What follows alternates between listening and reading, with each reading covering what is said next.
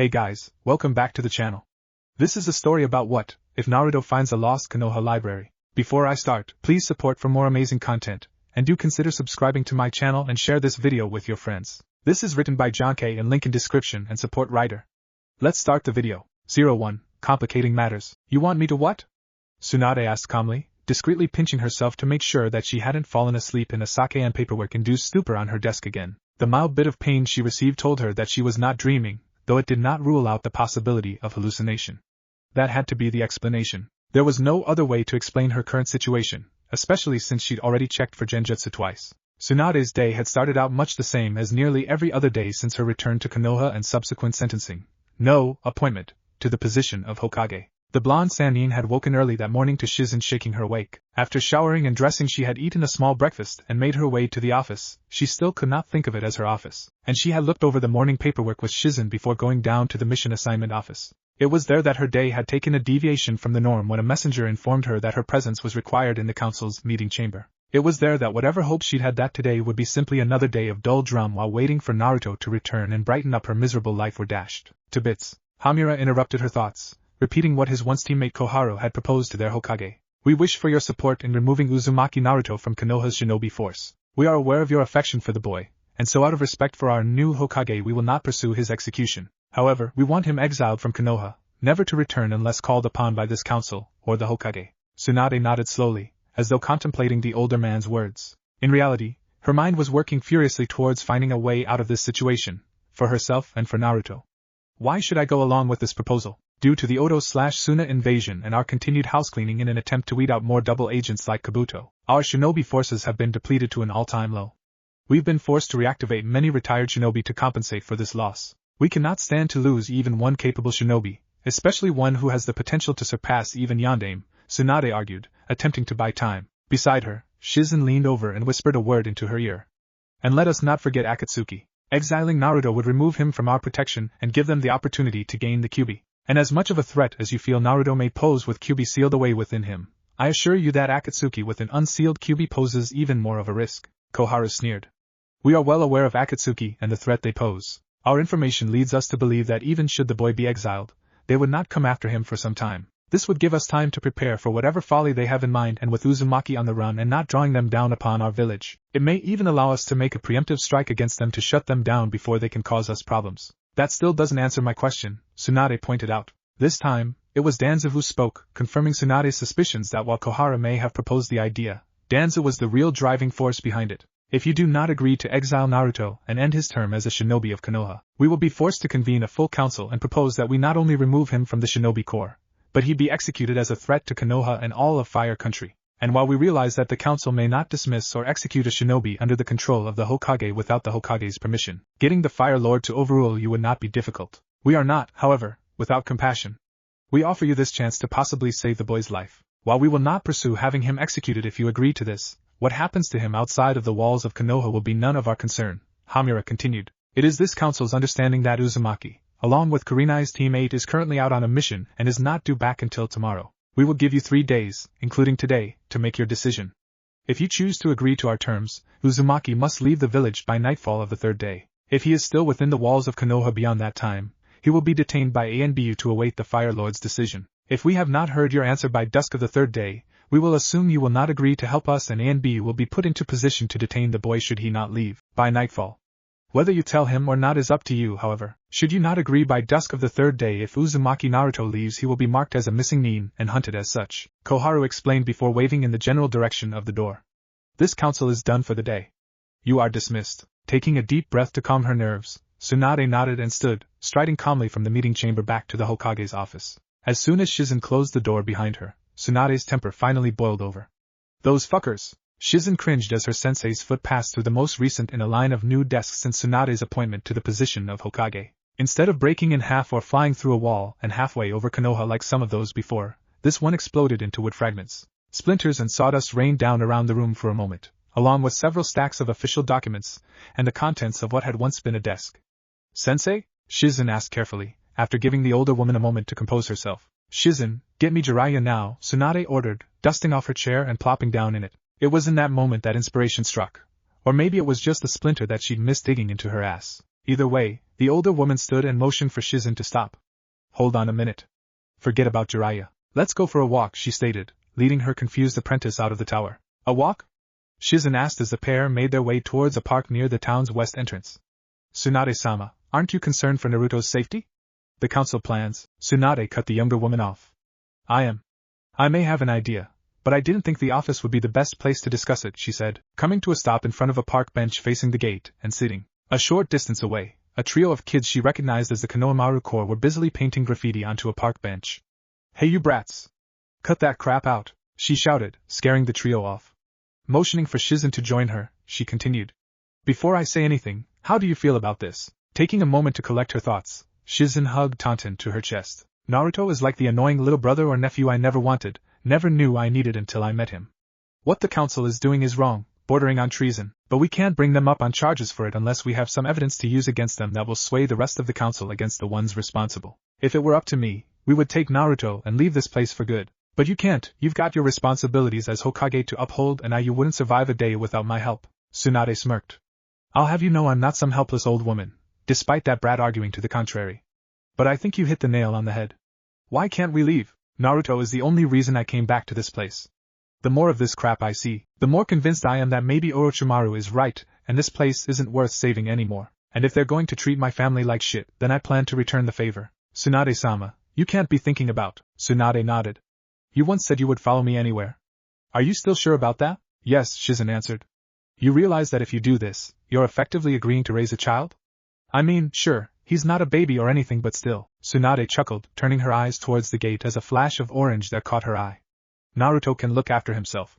He's been doing it since he could walk, after all. True, Shizen agreed, following her sensei's line of sight and smiling at the sight of the team approaching the gates. They're back a day early.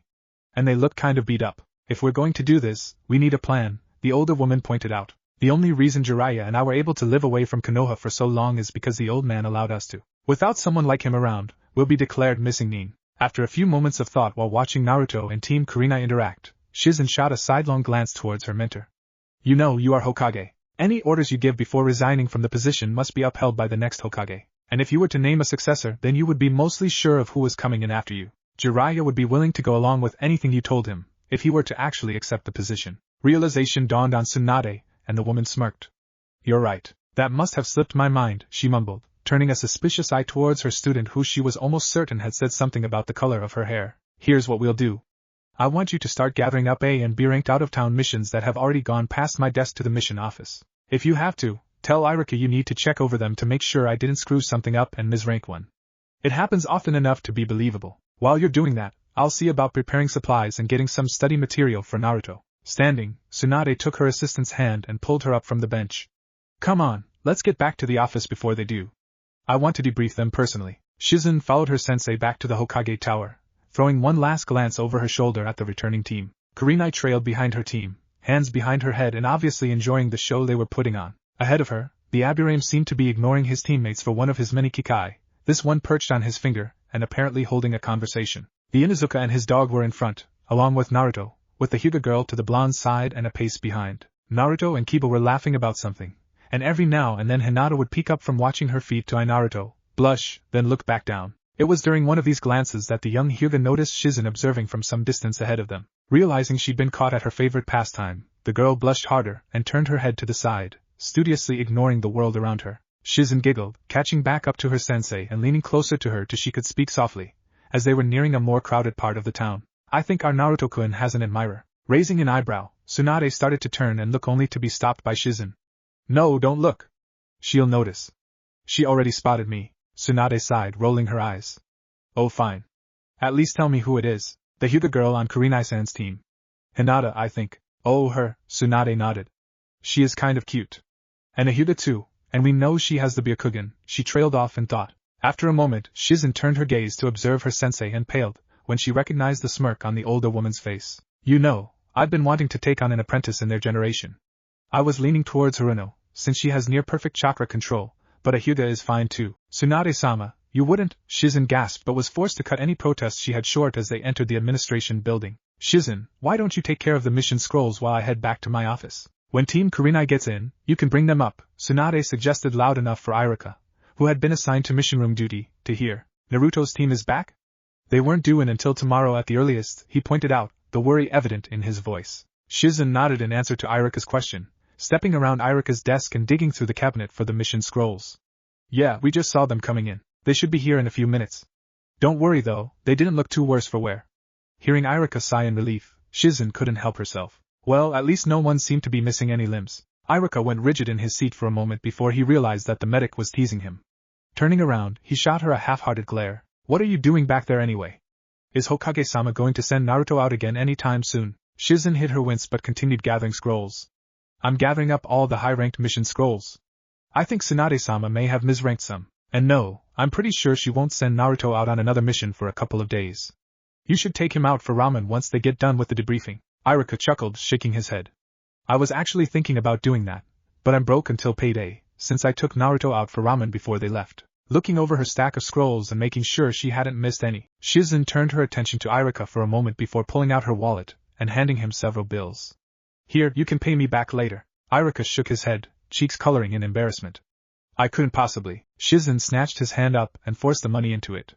You can and you will. Go have fun with Naruto later, and stop being so modest, she admonished, gathering her scrolls and turning towards the door just in time for Team Kurenai to make their way into the mission room. Team Kurenai, Tsunade-sama is waiting for you in her office, Shizen told them, stepping around Irika's desk and nearly stepping on Taunton. Naruto, could you get Taunton for me? My hands are kind of full. Shrugging, the blonde bent over and picked up the pig, turning around to follow Shizen up the stairs to Tsunade's office. Hinata, are you okay? Your face looks kind of red, the boy pointed out, earning barely suppressed laughter from Kurenai and Shizen, a groan from Irika, and more blushing from the girl in question who had nearly been caught looking at Naruto's ass. Seeing her shake her head, he grinned. So what's Tsunade-ba-chan want with us anyway? Mission debriefing, Naruto, Kurenai pointed out, getting a nod from the blonde. And as amusing as hearing that is, you should show more respect for Tsunade-sama. After all, she is one of the Densetsu no Sannin, legendary medic, blah blah blah, Naruto summarized, rolling his eyes. She's still Oba-chan to me. Kurenai would have argued the point, but decided it was a wasted effort when their Hokage acted just as childish as the boy in front of her. The older woman proved her point by nailing Naruto in the forehead with a thrown stapler as he entered the room. What was that, you brat? She growled out. Naruto rubbed at the imprint left on his forehead by the bottom of the stapler before picking it up and returning fire, dropping Taunton in the process. I said you're an old hag, you old hag. When Tsunade picked up the stapler and flung it back at the boy, Shizen intercepted it before it could hit its mark, having set her scrolls down on the new desk. You two can play later, she admonished, putting the stapler back on the desk and moving to stand behind Tsunade. So, tell me about your mission, Tsunade ordered, taking a seat and motioning for the others to sit as well. Over the next hour and a half, the genin and Kurenai took turns reporting the events of their mission, Tsunade stopping them occasionally to ask questions. I see. So this one is going to be marked as a failure then? Naruto pouted, but nodded. It's not my fault, he grumbled, getting a few snickers out of Kiba. Well, if that's all you have to report, she started, getting nods from Team Kurenai and Naruto, then you're dismissed. You have the rest of the week off. Naruto, Hinata, stay here for a few minutes would you? Once Kurenai, Kiba, Akamaru, and Shino had gone, Naruto turned his attention to Tsunade. So, what's up, Bachan? Tsunade grit her teeth in annoyance but didn't rise to the bait. Firstly, Naruto, how would you feel about leaving the village on an extended training mission? Giving it a moment of thought, Naruto shrugged. I dunno. Sounds okay, I guess. I like traveling. Who am I going with? Ero-sennin? Tsunade snickered. Perhaps. I hate to send you out again so soon, but some things have come up. Go home and start packing. Has Jiraiya taught you how to make storage scrolls yet? Naruto shook his head. Nope. He's mostly worked on taijutsu, Rasengan, and using he cut off, shooting a glance at Hinata from the corner of his eye. I see, Tsunade nodded.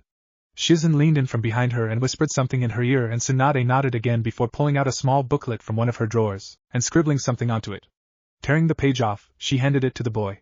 Here, go downstairs and give this to Irika. Tell him I said he's off for the rest of the day and to close the mission office, then the two of you can go buy a few storage scrolls and you can get to packing. You will meet tomorrow morning at the North Gate 5 a.m. 5 in the morning? Are you crazy? Naruto shouted, pointing at the woman accusingly. You must be going senile if you think I'm getting up that early. You'll get up early and you'll like it, brat. Tsunade growled back. Now get, she yelled, shooing him from her office and frowning when he stuck his tongue out at her. Once Naruto was gone, Hinata turned her attention back to the rapidly calming Hokage. Ayano. Right, Hinata, on to business, Tsunade started, motioning for Shizen to close the doors to her office. Once she was sure they were closed, Tsunade smiled at the meek girl, hoping to reassure her. So tell me, Hinata-chan, what are your intentions towards my little Naruto-kun? Hearing Shizen cough loudly behind her, Tsunade rolled her eyes. Sorry, our Naruto-kun. Hinata spluttered, face going from pink to maroon and looking to hit purple soon. We're just teasing you, Hinata-san. Don't worry, your secret is safe with us, Shizen giggled, hoping to keep the young woman from passing out. Tsunade grinned at the younger girl before turning serious. As you know, Naruto has unofficially been apprenticed to Jiraiya. With the Uchiha betraying us to go learn under my other teammate, that leaves one Sannin without an apprentice from your generation. Hinata nodded her understanding.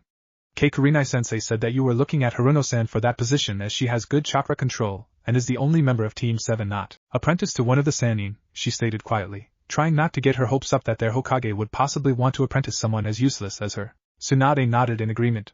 I was.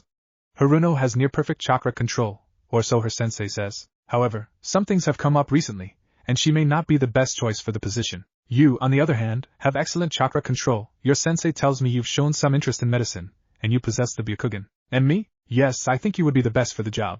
However, there are a few things you must be made aware of first. Also, I have a condition, well, a couple actually, that you must accept before I would take you on as my apprentice. Hinata nodded, too afraid to open her mouth and ruin this chance, and Tsunade continued.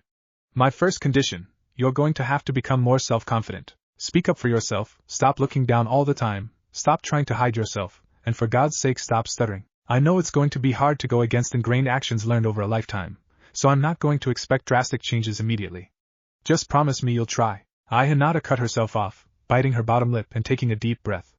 I promise I will do my best. Smiling, Tsunade continued. Good. It's a start, at least. As for my other conditions, well, I'll let you know in time. Before you accept though, there is something I should ask. Shizen tells me that you would be fairly open to the idea, but I have my doubts. Tsunade paused, considering the girl a moment before plunging on. The village council, or some representative members of it anyway, came to me today and gave me an ultimatum. I must either remove Naruto from the ninja corps and banish him from Konoha, or they will have him executed. I've been given 3 days to make my decision. They can't. Control of Konoha's shinobi force rests with the Hokage by design, so that the council cannot order, dismiss, reprimand, or execute ninja under the control of the Hokage. Iruka taught us this in our last year studying under him.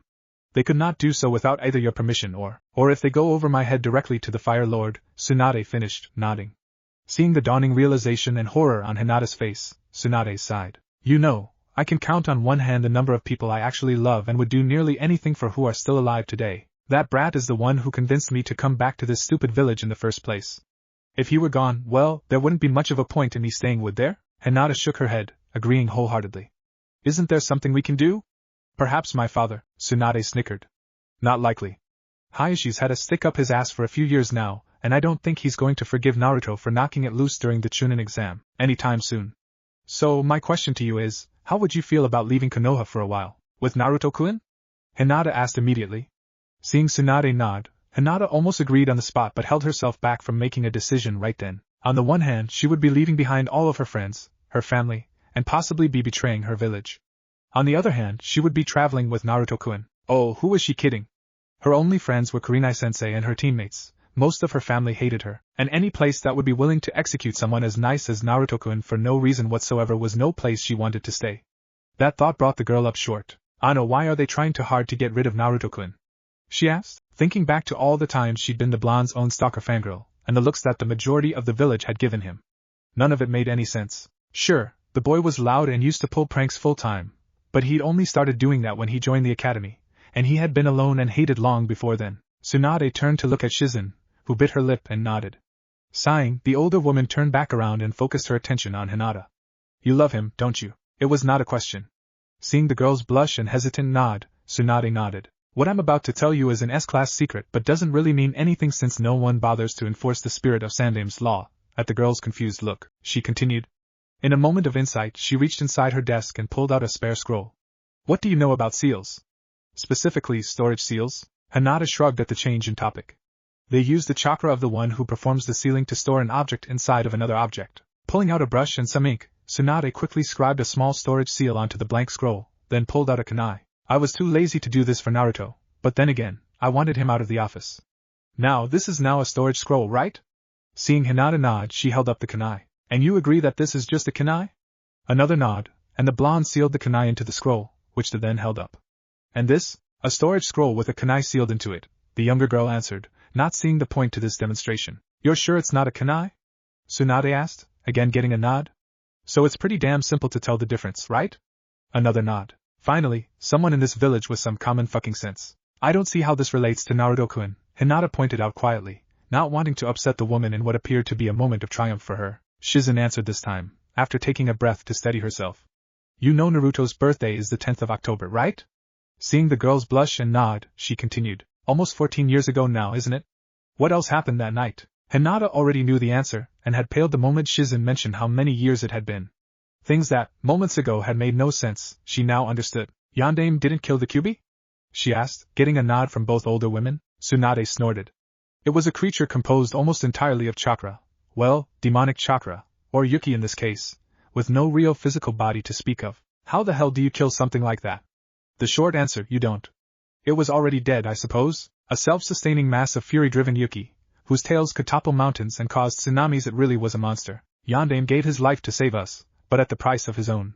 The jutsu he used was sort of an equivalent exchange jutsu, a life for a life, Shizen explained. More than that, really. It was a human sacrifice to trap a demon. And with a demon like Kyuubi, there's no way you could just seal it into an inanimate object. It would break free in no time. As for an animal, well, it would just possess whatever animal he put it in and eventually build itself a new body, and go on about its business. And if it ever died, it would be released into its original form. The only thing with the willpower strong enough to suppress the demon behind a seal would be a human, and the only human capable of handling that much raw chakra without burning out would have to be a child, since an adult's chakra pathways are mostly set in their ways and resistant to change. Any adult Yondaime put it in would have simply burned up from the inside out in time, and we'd be back where we started. But a child could adapt, if given a chance to do so over time. Tsunade looked at Hinata to judge the girl's reaction. After taking a moment to take the information in, Hinata's eyes narrowed. So Naruto-kun is the container for the Kyuubi? Tsunade and Shizen nodded. And the people of Konoha believe him to be the Kyuubi reincarnate, not just the beast jailer? Two more nods. And instead of treating him like the hero he is, or at least fearing him as the demon they believe him to be, they want to have him killed? More nods. I'll go pack my things. Tsunade laughed and waved the girl to sit back down. Well, it's nice to know you're with us, apprentice. Hinata blushed again, her index fingers poking together. Thank you, she mumbled then blinked. US? Tsunade nodded. Like I said, if Naruto isn't here there really isn't a point in me staying, and as first apprentice, I'm sort of responsible for Tsunade-sama. I go where she goes, Shizen added, gaining a grumbled I'm not a child, from Tsunade. Smiling, Hinata nodded her understanding. When do we leave? Early tomorrow morning.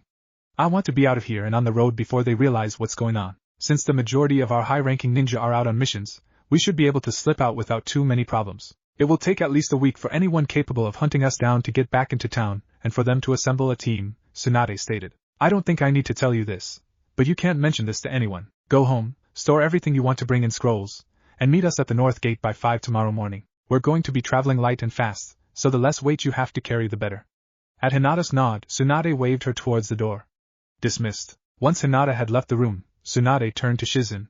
So, how many missions did you get? 11, Tsunade Shusho, 5 A-ranked and 6 B-ranked. All of them are well outside of Konoha and none are due to be completed for at least a month. Nodding, Tsunade eyed the scrolls before spotting something else on her desk. Reaching over, she picked up the Hokage's official seal and smirked at Shizen. You know, this is the first time since I took this job that I've actually looked forward to paperwork, she said, putting the seal down and picking up several sheets of paper and a pen and began to scrawl out orders. Tsunade's first few orders were short and to the point, and each was stamped as soon as she finished it. I, Senju Tsunade, Godame Hokage, do hereby appoint Hyuga Hinata as my second apprentice. Effective immediately. I, Senju Tsunade, Godame Hokage, do hereby promote Uzumaki Naruto and Hyuga Hinata to the rank of Chunin on my authority. Effective immediately. I, Senju Tsunade, Godame Hokage, do hereby pardon Uzumaki Naruto, Hyuga Hinata, Shizen, and myself of all crimes against Konohagaku no Sato and Hai no Kuni. Also, I do hereby release the above from any and all obligations to Konohagaku no Sato and Hai no Kuni past, present, or future. Also, I do hereby release the above from the shinobi ranks of Konohagaku no Sato freely, with all their current ranks and titles, but offer them the chance to rejoin the ranks at a later date upon the approval of the Hokage. Effective immediately. I, Senju Tsunade, Godame Hokage, do hereby name as my successor to the position of Hokage in the event of my demise or retirement, Jiraiya of the Sannin. I, Senju Tsunade, Godame Hokage, do hereby ban the use of seals or jutsu meant to control or punish individuals from being placed upon any willing or unwilling member of this village. Any and all of such seals and jutsu must be registered with the office of the Hokage, complete with a method for removal. Any individual or group who is found to be using such seals or jutsu or has used such seals or jutsu in the past without a method of removal is to be executed publicly, regardless of rank, social status, or standing within the village, as a warning to those who wish to use such methods. Any person subjected to such seal or jutsu, should it be unable to be removed, shall be granted land and monetary compensation on the order of 1 million ryo for every year they have been subjected to the seal or jutsu in question, the money for which will be taken from the accused accounts or lands. Tsunade smirked, stamping the latest of her decrees. By that time, it was approaching dark and most of the staff in the tower had gone home for the night. Shizen, how much money does Konoha have in the treasury at the moment? Digging through a file cabinet, Shizen came up with a monthly income sheet for the village. Currently, we have 976,481,011 ryo. That's after taking into account recent mission payments to the village, shinobi wages, and general expenses of the administration. Rubbing her hands together, Tsunade did some mental math. Shizen, make up the paperwork to release 500 million ryo to the Hokage. List the expense under Black Ops or something if you have to, then go collect the money from the treasury while they're still open for the night. Hi Tsunade Shosho, Shizen giggled, going about her assigned task. Standing from her chair, Tsunade strode from the office towards the Hokage's private library. She nodded to the 2 Chunin guards at the door, and one of them opened it for her. Closing the door behind her, she looked around the room and grinned, immediately spotting her first target of choice, the forbidden scroll of seals. Over an hour later, she made her way out of the library and back to her office. A single scroll in her possession, the storage scroll she'd hastily made for her demonstration with Hinata. One last order made its way onto the pile with the others, signed and stamped by her own hand. I, Senju Tsunade, Godame Hokage, do hereby release into my custody the entire contents of the Hokage's personal library, to be returned at my discretion. The next morning found our favorite orange-clad blonde yawning in front of the north gate as the sky began to lighten in the east. Closing his eyes for a moment, the boy opened them again when he felt someone approaching his position. Looking up, he spotted Hyuga Hinata coming quickly up the road. The girl stopped near him, shooting him a quick smile before blushing and looking down, her fingers pressing together. Remembering her promise to Tsunade the evening before, she steeled herself and spoke. Good morning Naruto-kun, she greeted quietly, amazed at the lack of a stutter in her own voice. Morning Hinata-chan, he returned her greeting around a yawn, missing her worsening blush as his eyes closed to accommodate the yawn. What are you doing out this early? Hinata bit her lower lip softly, unsure of whether or not to tell Naruto the truth. Finally, she compromised, and settled on telling him the truth, just not the whole truth. I'm going to be leaving the village with my sensei, she answered simply. Oh? Where's Kurenai-sensei taking you? And where are Kiba and Shino? The boy asked, then scrunched up his face in concentration. Wait a minute, didn't Tsunade-bachan give your team the rest of the week off? Hi, she answered, nodding. Team 8 is not leaving, just sensei and I, her other apprentice, and another member of our team. Sounds fun. So, where are you going? Hinata frowned, thinking it over. I don't know. How about wherever the wind takes us? Called a voice from up the road. Looking away from Hinata, Naruto spotted Tsunade and Shizen, who was carrying her pet pig, coming up the road. I thought you said I'd be traveling with Ero-sanin. Bringing a finger to her lip, Tsunade appeared to think on the question for a moment. In reality, she was just drawing things out to further annoy the younger blonde. Nope, can't say I recall saying that. In fact, I'm pretty sure I just asked if you wanted to leave on a training mission. Shizen nodded. She's right, Naruto-kun. You need to pay more attention to these kinds of things. It could get you into trouble in the future if you don't listen more carefully to the things people are trying to tell you. Naruto blinked and turned to Hinata. Wait, so then you're going with them? He asked, getting a nod. And I'm going with you? He asked towards Tsunade, getting another nod. Naruto nodded, giving the matter a moment of deep thought before giving the reply he thought would most irritate the older blonde. Troublesome. Watch it, brat. Tsunade growled, grinding her fist into the top of his head. So, are we all packed? She asked, receiving nods all around. No one knows you're going? More nods. Did you turn the burners on your stove off, Naruto? Shit! I knew I forgot something, the blonde grumbled, turning back towards the apartment, only to be stopped by Tsunade. Turning to look at her, he saw the smirk adorning her face and couldn't help the shudder that crept up his spine. Let it burn, Tsunade-sama, Shizen reprimanded her sensei, but there was no real force in her words. Okay then. Let's go, Team Hokage. Tsunade cheered, the official Hokage hat flopping against her back as she threw her fist into the air, pointing north. 02, Team Hokage. After several hours of running flat out, Shizen observed that most of her teammates were beginning to show signs of fatigue. She signaled to Tsunade and the Sannin nodded, stopping on the next branch she landed on and brought the group to a halt. Okay team, we'll take a short break to catch our breath and decide where to go next. Dropping to the ground along with the 3 females, Naruto groaned and sat down. You mean you had no idea where the hell you were taking us? Tsunade's eyes narrowed in annoyance as she pulled out her canteen and took a sip. For your information, brat, any direction but the one we intended to go would have been fine. Hoping to forestall an argument, Shizen spoke before Naruto could retort. Why don't we look over these mission scrolls and see which need to be done first and go from there, she suggested. Ano Hinata murmured, catching the attention of the others. Perhaps we should make a full inventory? Nodding in agreement, Tsunade held out her hand towards Shizen. Give me your stuff and I'll see what we've got while you look over the missions. After handing Tsunade a pair of storage scrolls, Shizen set about planning their first destination, while the others brought out their own gear and set about taking inventory. At Tsunade's urging, they started the inventory with a weapons check. Okay, I'm carrying a dozen kunai and a pack of 20 shuriken. I've got a basic field emergency kit, a few changes of clothes, and 3 days' worth of supplies. Shizen has the same, plus a pack of 100 saban, all poison-tipped. Hinata, the Hyuga girl, looked up from her count. I have 10 kunai, 30 shuriken, a 5-meter spool of wire, and 10 saban. I have some medicinal salves that I mix for Team 8, a basic field emergency kit, extra clothes, 4 days' worth of water and rations, and a short-range radio. Tsunade nodded, turning towards Naruto. Well? Blushing, Naruto rubbed the back of his head in embarrassment. Do I have to?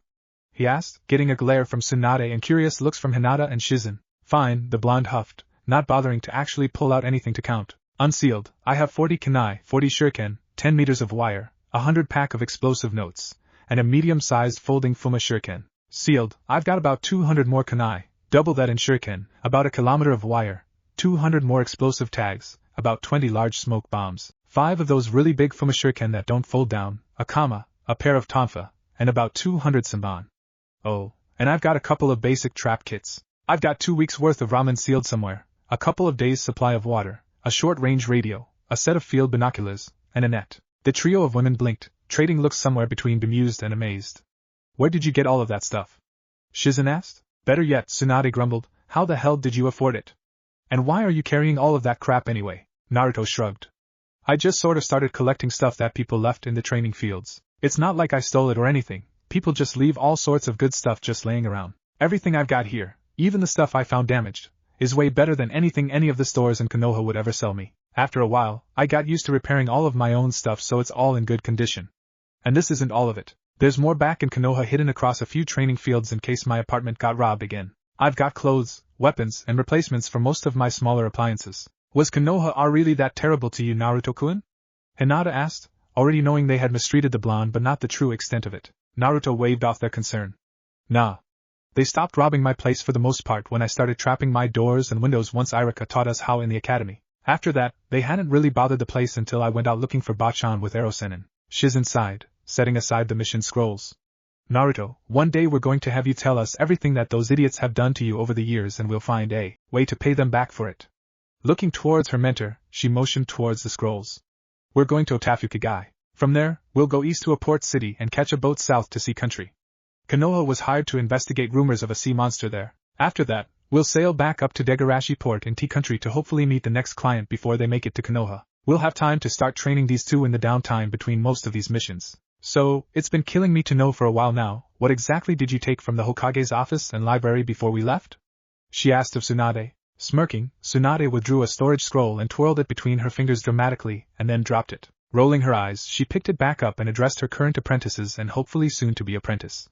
Lots of stuff. Aside from my hat, most of it's pretty useless. For instance, there is a scroll of Mokutan techniques written by Shodai. I think I also managed to pick up all of Sensei's Ika collection. Naruto growled in frustration. Come on, you old hag, get to the good stuff already. He shouted, voicing both Shizen's and Hinata's own impatience at their mutual sensei. Patience, grasshopper, Tsunade smirked, further irritating the younger blonde.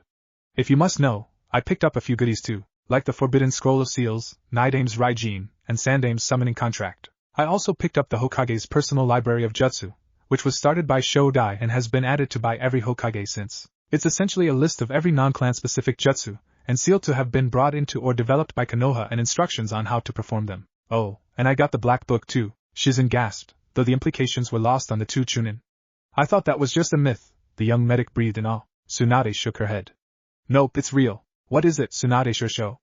Hinata asked, voicing the question both she and Naruto had. It is a record of things that aren't supposed to have been recorded, Shizen explained. In ANBU, a black book, black files, or a black folder would refer to any secret records kept of operations that could potentially cause problems for a village where knowledge of them to become widespread. A Kage's black book is the same thing, but on a larger scale. I can't speak for the other Kages, but the Hokage's Black Book contains detailed records going all the way back to Shodai's era. It holds all of Konoha's dirty little secrets, or at least all of the ones the Hokage knew of or had a hand in. If this were to go public, we could discredit Konoha for years to come, Tsunade elaborated. Naruto shrugged, scratching his head in confusion. Why would we want to? We have to go back eventually, even if you did manage to give yourself a vacation somehow. The three women shared a look before coming to a mutual agreement. Shizen attempted to break the news gently. Naruto-kun, we aren't going back. Huh? Why not? Sighing, Tsunade decided that he wouldn't understand their reasons unless he were given the whole truth. True to form, she approached the subject with as much tact as possible, which is to say, none. We left for good. Before you got back yesterday, the council approached me with an ultimatum. Either I kick you out of the ninja program and exile you from Konoha, or they would label you as a threat to the village and go over my head to get the Fire Lord's approval to have you executed. They gave me until dusk tomorrow to make my decision, which is also probably the earliest they'll even notice us missing. Okay, I understand kicking me out if the only other choice is letting them kill me, but why did you leave? You all could have stayed home and no one would have really cared if you were my friends, as long as I was gone, the younger blonde questioned. I mean, Tsunade-ba-chan is Hokage Hei. I got you that job and you're just going to ditch it? And Shizen-chan had stuff to do in the hospital. And Hinata-chan, what about your team and your family? Surprisingly, it was Hinata who answered, and the answer she gave shocked the boy into silence. We left for you, Naruto-kun, she nearly shouted, then blushed, looking suddenly sheepish. Taking a breath to steady herself, she continued. We decided that a village without you, a place that could do those things to you, wasn't a place worth staying. Tsunade-sama and Shizen-senpai only came back to Konoha because of you, and to be forced to choose to decide whether to exile you or let them kill you was about the greatest betrayal they could have made on her part. As for myself, the word froze in her throat, and she found she didn't quite have the courage to tell him that just yet. I love my team, they're the closest thing I have to a real family.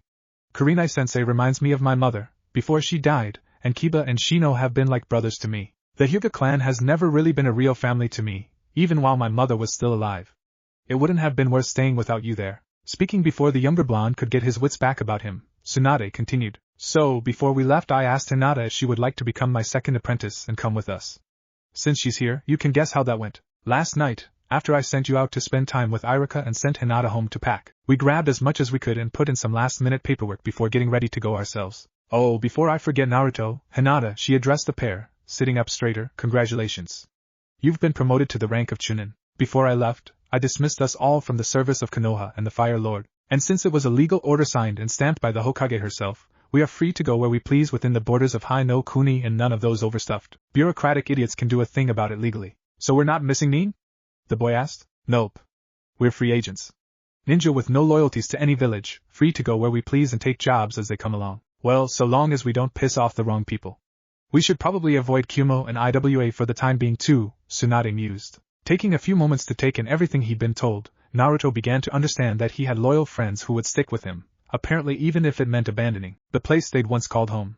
Knowing there was no real way of showing how much he appreciated what they had done, and were willing to do for him at the moment, he decided to do the next best thing for now and throw himself into this wholeheartedly. Discreetly wiping away a tear, the blonde took a steadying breath before shooting the trio of girls a huge grin. So if we aren't going back, what are we going to do now? The trio returned the boy's smile, and Shizen gestured towards the stack of mission scrolls. Tsunade Shirsho and I talked about it last night, and we've decided to train the two of you up into competent ninja, which is going to be more of a pain in the ass for you, Naruto, since your formal education is, for lack of a better term, lacking, Tsunade cut in. Naruto's eyes narrowed at the older blonde.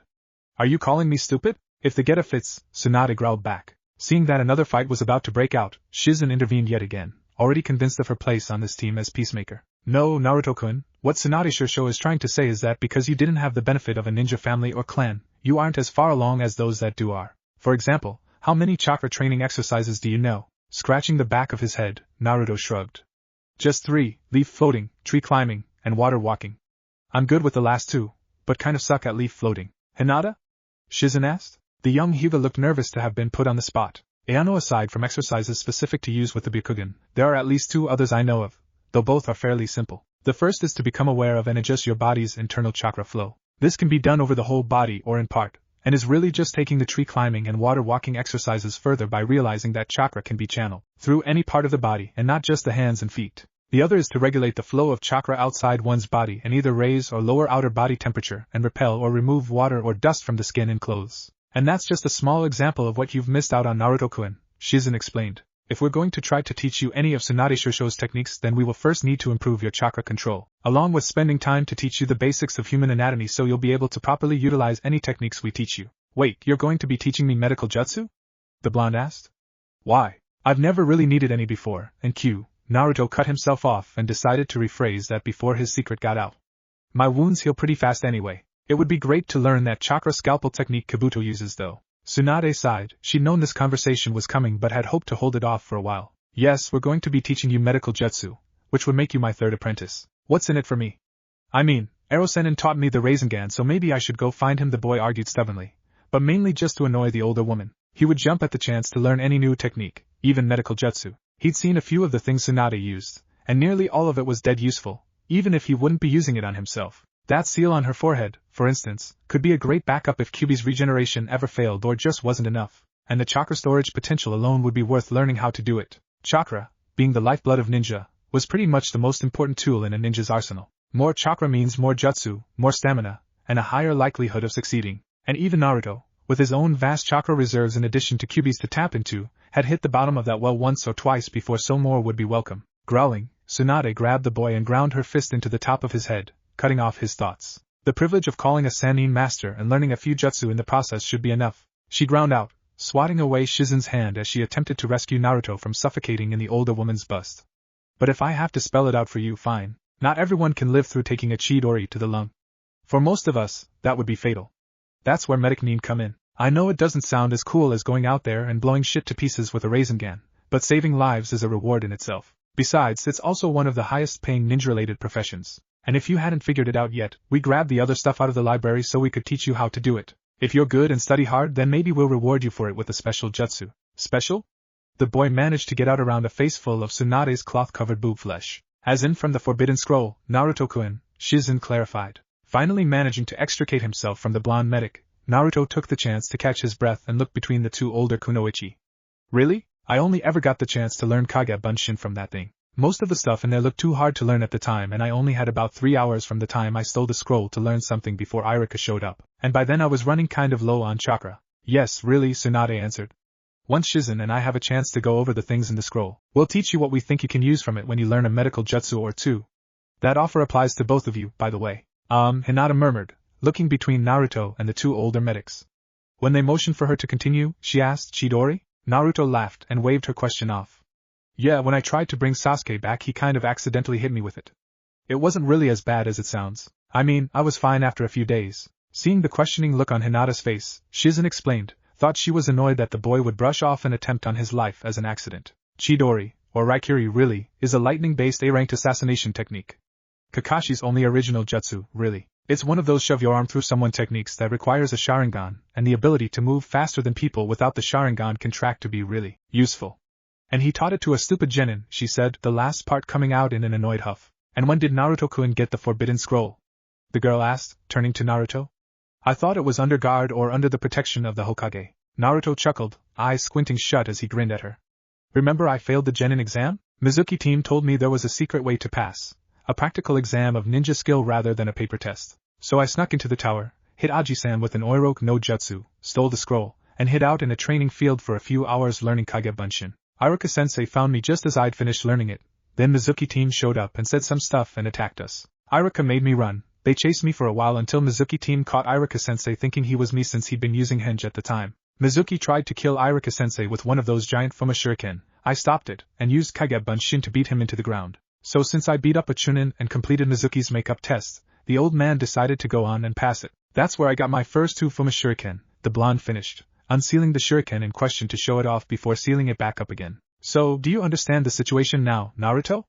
Tsunade asked. Seeing the boy nod, she stood and stretched, reaching behind her back to pop a few vertebrae and giving everyone present even more of an eye full of her bust. Good, because it's time for us to get moving again. We've got a lot of ground to cover before dark and I don't feel like spending a night in the woods. If we push, we can make it to Otafukugai before then. As night approached, the foursome came upon the lights of Otafukugai. We'll stop here for the night and pick up again in the morning, Tsunade announced, leading them through the city gates and towards the tourist district, where they would be able to find a hotel. Halfway there, Tsunade looked over to Naruto and paused, bringing the group up short. We need to do something about that, she murmured, eyeing the blonde. Naruto eyed the older blonde suspiciously. About what? He asked, some unclear and not quite developed male instinct telling him to bolt. Shizen sighed, speaking up before her sensei opened her big mouth and caused a scene, making them stand out even more than they already did. You stand out too much, Naruto-kun. The first thing anyone coming after us is going to ask will be, have you seen a kid with blonde hair wearing a lot of orange in the area? And of course you'll be easy to remember since not many people have blonde hair, and the combination of blonde and orange kind of stands out. Naruto rolled his eyes. That's sort of the point, he deadpanned, tired after a long day of running and annoyed they chose now of all times to criticize his choice of clothing. Perhaps you could get something with less orange, Naruto-kun, Hinata suggested, agreeing with the idea but sad to see him give up an outfit like the one that she had given to him as a gift a year into their stay at the academy after hearing the boy proclaim his love of all things orange, and seeing his at the time poor selection of clothes. At the time, she had been unable to foresee that his clothes selection would essentially die and become composed entirely of copies of the orange outfit she'd given him. Turning a hurt look towards the girl, the boy pouted. You too, Hinata-chan? He asked, bottom lip quivering and eyes looking as though they would tear up at any moment. Oh, cut that shit out, Tsunade grumbled, smacking the boy in the back of the head, and causing him to lose the teary-eyed look for one of annoyance again. You're going to get new clothes and you're going to like it. I'd like to see you make me, you senile old woman, the boy growled in defiance. Tsunade smirked. You'll do it, or I'll knock you out and let Shizen and Hinata play dress-up with you. What do you think, Hinata? Would her Reno pink look good on him? Hinata nearly choked on her suppressed laughter, face turning red not from embarrassment but from the effort of holding in her amusement. Naruto eyed her suspiciously before sending Tsunade another glare. Fine, damn it. As long as I can have some orange. Deciding that was about as good as she was going to get out of the boy, Tsunade nodded and the team set off in search of a clothing store open at that hour. Much to their surprise, what they found was a store near the hotel selling battle attire that stayed open until early in the mornings. Apparently they were accustomed to ninja coming into town at odd hours and needing either new outfits or repairs to current outfits. The building was only 1 story tall, with dark gray brick facing and a picture of a large, bluish-gray dog on a sign above the door. Beside the door, a life-size statue of a dog of the same breed sat, a kunai in its mouth and its head tilted as though to offer the weapon to those walking by. Walking inside, they were greeted by a man who looked to be in his early 40s, with graying black hair and a muscular build. By the way he moved, the 4 ninja could tell that he was a retired shinobi, and Tsunade guessed he had served in the last Great War. Evening, he greeted them from behind his counter, turning his eyes towards Team Hokage and nearly flinching visibly when he noticed what appeared to be a child-sized clone of Yondaime Hokage dressed in orange in their midst. Name's Dane. Can I help you folks find anything? Tsunade nodded, waving towards Naruto. This one needs some new clothes. Preferably something less conspicuous. Dane nodded, stepping out from behind the counter and after looking Naruto up and down for a moment, headed through the racks and shelves of clothes towards the middle of the store. Any preferences? Armored weighted type of cloth? Cotton with leather padding with light chainmail lining if you have it, Shizen answered, seeing that Naruto had merely shrugged at the man's question. It needs to have pockets or loops for scrolls and a few hidden pockets. Moving a few shelves down from where he'd been looking through his stock, Dane picked a few items off the shelves and handed them to the blonde. Go try that on, he said, pointing towards a dressing room. The boy complied, coming out a moment later. He wore long black pants with cargo pockets and scroll loops on the side and a black jacket with orange paneling along the bottom, up the sides, and along the outer part of the sleeves. Well, how's it fit? Naruto shrugged. Not bad, but the pants are a little long and I'd like a looser jacket if you have one, he answered. Switching out the jacket for another a size larger, Dane handed it to the boy who shrugged it on and began to get a feel for it. If you'll give me the pants back, I can alter them in about 5 minutes, he suggested. Nodding, Naruto began pulling his pants off and had them halfway down before realizing he was doing so in front of an audience. The boy pulled them back up and ducked back into the changing room, to a chorus of laughter from the adults and a massive blush from Hinata. He returned a moment later and handed the pants back to the tailor, blushing all the while. So, anything else you folks need? Dane asked around his grin. Some new sandals, these are getting kind of worn out, Naruto answered, to which the retired shinobi pointed towards a shelf a few feet away labeled footwear. Turning to survey the rest of her group, Tsunade rolled her eyes and poked at a hole visible in the sleeve of Hinata's jacket. I think you could use a new jacket too, young lady. Looking the girl over to get a guess towards her size, Dane led the group a few shelves back towards the counter and began poking through a rack. Occasionally, he would pause to look towards Hinata, frown or shake his head, and continue his search. After a few moments, he pulled out a thin jacket and handed it to the young Hyuga. Try that on. Nodding, Hinata shrugged off her old jacket and pulled on the new one, which was a light indigo color with darker purple sleeves. It was a little heavy, but she reasoned that it would be if it were armored similarly to Naruto's. The jacket was comfortable, if a little long at the moment. It looks good on you, Tsunade commented, causing the girl to blush and mumble her thanks. Seeing that she agreed with it, Tsunade turned towards Dane. I think that's everything. Nodding, he waved towards the store. Well, look around and see if anything catches your eye. I'll go take these pants up and I'll call you when they're done. Naruto rejoined the group a few minutes after Dane left to alter his pants, a new pair of sandals held between 2 fingers and a set of fingerless gloves. Seeing Tsunade look at the gloves oddly, Naruto shrugged. I don't scar and it's hard for me to build calluses. These have armored knuckles and a metal plate over the back of the hand, he explained.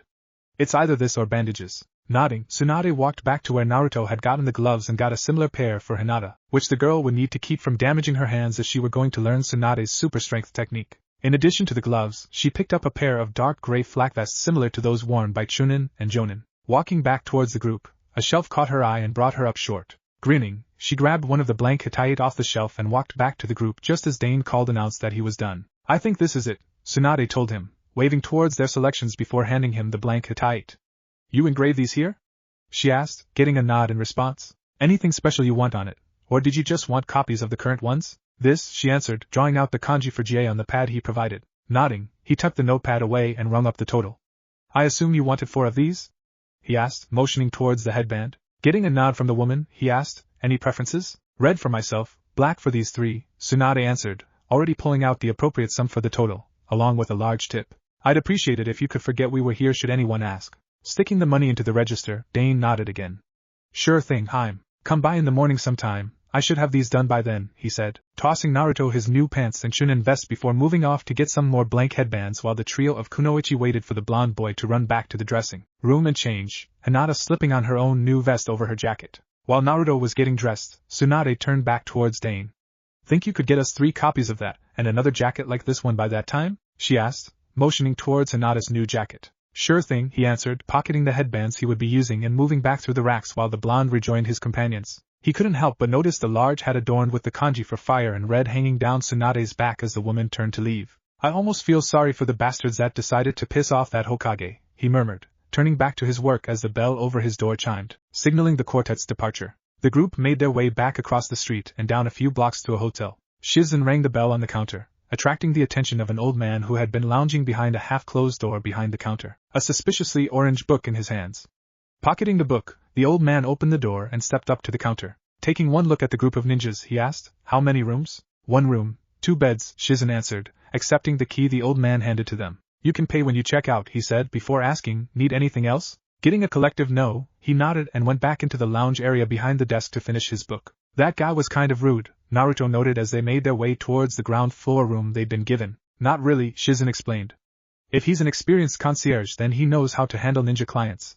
Ask no more questions than necessary. Don't ask how long we'll be staying, try not to look at us too closely, and we'll pay when we leave. If we have to leave in a hurry, we'll send money by mail at a later date. Some of that is kind of dumb. Why shouldn't they ask how long we'll be here, and why not look too closely? It was Tsunade who answered this time. Because most ninja don't know how long we'll be here, and even if we did we don't want to tell someone who either could be an enemy or coerced to work for an enemy any more details about our operations than necessary.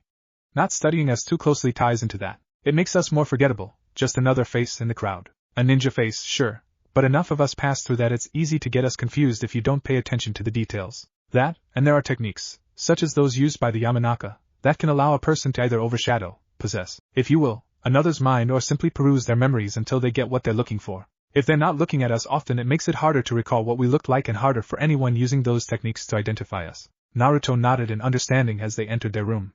Doesn't help against cameras, he pointed out. True, but that's an argument for another time, Tsunade said before throwing herself down onto one of the beds as Shizen locked the door.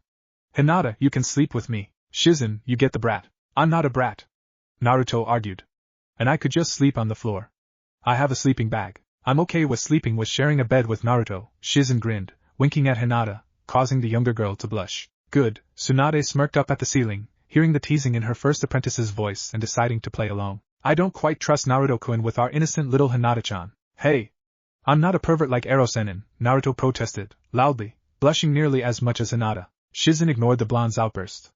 I don't know, sensei. I think it's Hinata-chan we shouldn't trust with our Naruto-kun. I don't know if he'd make it through the night with his virtue intact. It was at that point that Hinata drew the attention of her 3 teammates, as a high-pitched squeak forced its way from her mouth, as her eyes rolled back in her head and she fell down in a dead faint.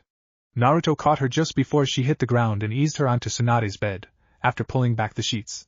See what you did? I think she hit her nose on the floor too. It's bleeding, he said, wiping away the trickle of blood. Dumb girls, the blonde grumbled quietly as he pulled off Hinata's sandals and pulled the sheets over her still-dressed form. earning looks of approval at his actions from both of the dumb girls in question. Shizen pulled off the thin jacket she normally wore and unstrapped the Samban launcher from her arm, setting it within grabbing distance of the bed. Pulling off her pants and weapon holsters, she was left in a mesh undershirt and a set of form-fitting boxer briefs. She crawled into the bed and smirked at Naruto. "Coming, Naruto-kun? I promise not to bite," she said, and unable to help herself, added, "unless you asked me to," through her giggling. "Oh, that's right, laugh it up. I'll get you both back somehow," the boy grumbled, blushing, but pulled off his pants and jacket and hopped onto the far side of the bed from Shizen, hugging the edge. With a yawn, he passed out almost immediately. The next morning, Naruto woke feeling safer and more comfortable than he'd ever felt on waking in Konoha. So it was that the blonde rolled over and buried his head into the oddly nice-smelling pillow that had somehow moved during the night, going back to sleep. His pillow giggled, smiling and running a hand through his hair slowly, drawing something approaching a contented purr from the boy, which caused her to giggle again. "Damn, I need a camera," Tsunade grumbled from across the room, sitting up in bed and taking in her morning cup of coffee while she watched Shizen continue to play with Naruto's hair. "You should stop that," she warned. Shizen raised an eyebrow and turned her head just enough to regard her sensei. "Why's that?" she asked quietly, hoping not to wake the blonde. She felt him stir, but he settled when she ran her hand through his hair again. Tsunade rolled her eyes. "You'll spoil him, that's why. Besides, I don't think Hinata would ever forgive you if you took away her Naruto-kun." "I'm not a cradle robber," Shizen huffed in irritation. This time, the blonde with his head buried firmly between her breasts did wake, yawning and stretching out as Shizen released him. Opening his eyes, he blinked sleepily and focused on Shizen's grinning face. "What?" he asked around another yawn, which drew another giggle from the older girl. He blinked again before becoming fully cognizant of his surroundings and their current state of undress. "I didn't do anything," he immediately denied, scrambling from the bed, causing both of the awake kunoichi to double over in laughter and waking Hinata up in the process. The younger kunoichi sat up in bed beside Tsunade, stretching her hands over her head and slitting her eyes open to look around. Spotting Naruto standing nearly in front of her clad in nothing but his boxers and a t-shirt, she let out a startled leap and dived back under the covers, earning more laughter from the older kunoichi and a confused glance from Naruto as he decided that he was no longer the center of attention and could go shower in peace.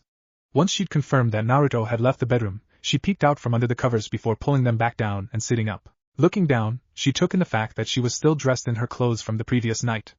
"Oh," the murmured, embarrassment apparent on her face. Deciding to get in some teasing while Naruto was in the shower, Tsunade shifted her eyes to the side, towards Hinata. Taking a sip from her coffee, she set the cup down and fought to keep a straight face. "I didn't know you were such a pervert, Hinata-chan. Maybe I should give Sandame's Aika collection to you instead of just burning it." Hinata shook her head in denial, but couldn't voice her innocence before Shizen picked up where her sensei left off. "You know, Naruto-kun is in the shower right now. Naked." The telltale sight of bulging veins around Hinata's eyes indicated her unconscious activation of the Byakugan, despite still attempting to proclaim her innocence. Any protest she may have been able to give here stilled as her vision penetrated the wall dividing the bedroom from the shower, and a tiny giggle escaped her lips. Finally, she nodded.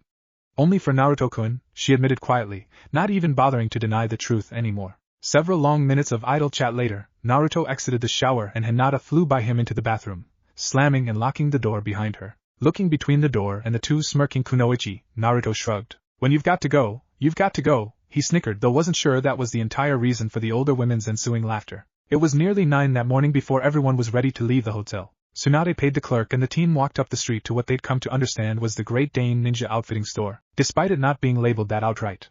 The bell rang over their heads, drawing the attention of who Tsunade assumed was the store's owner. Dane looked up from his counter and waved the group over, pulling out a package wrapped in brown paper from under the counter and setting 4 hitite on top of it. As Tsunade started to pull out her purse, Dane waved her off. "Nah, this one's on the house, and we'll just say you owe me one." Nodding, Tsunade pulled out a storage scroll and sealed away the brown parcel and pocketed the hitite. "Thanks again," she said before turning back towards her team. "Let's go." Once they were outside of town, Naruto could no longer contain his curiosity. "So what was in the package?" "Spare sets of clothes for you, Naruto-kun," Shizen answered. Digging into her pocket, Tsunade handed out the hitite, tying her own around her neck and leaving it to hang there. "Put those on." Shizen tied hers around her forehead, pulling her bangs out of her eyes, while Hinata replaced her old hitite around her neck with the new one. Glancing down at the new hitite in his hand, Naruto frowned before pulling the one Iruka had given him off and replacing it with the new one. He placed the old hitite inside one of the pockets of his vest before turning to Tsunade. "Why J on these things? Do you know what the word means?" Tsunade asked. Naruto shook his head and Shizen took that as her cue to explain. "It means independent. It can also mean self-employed and bodyguard.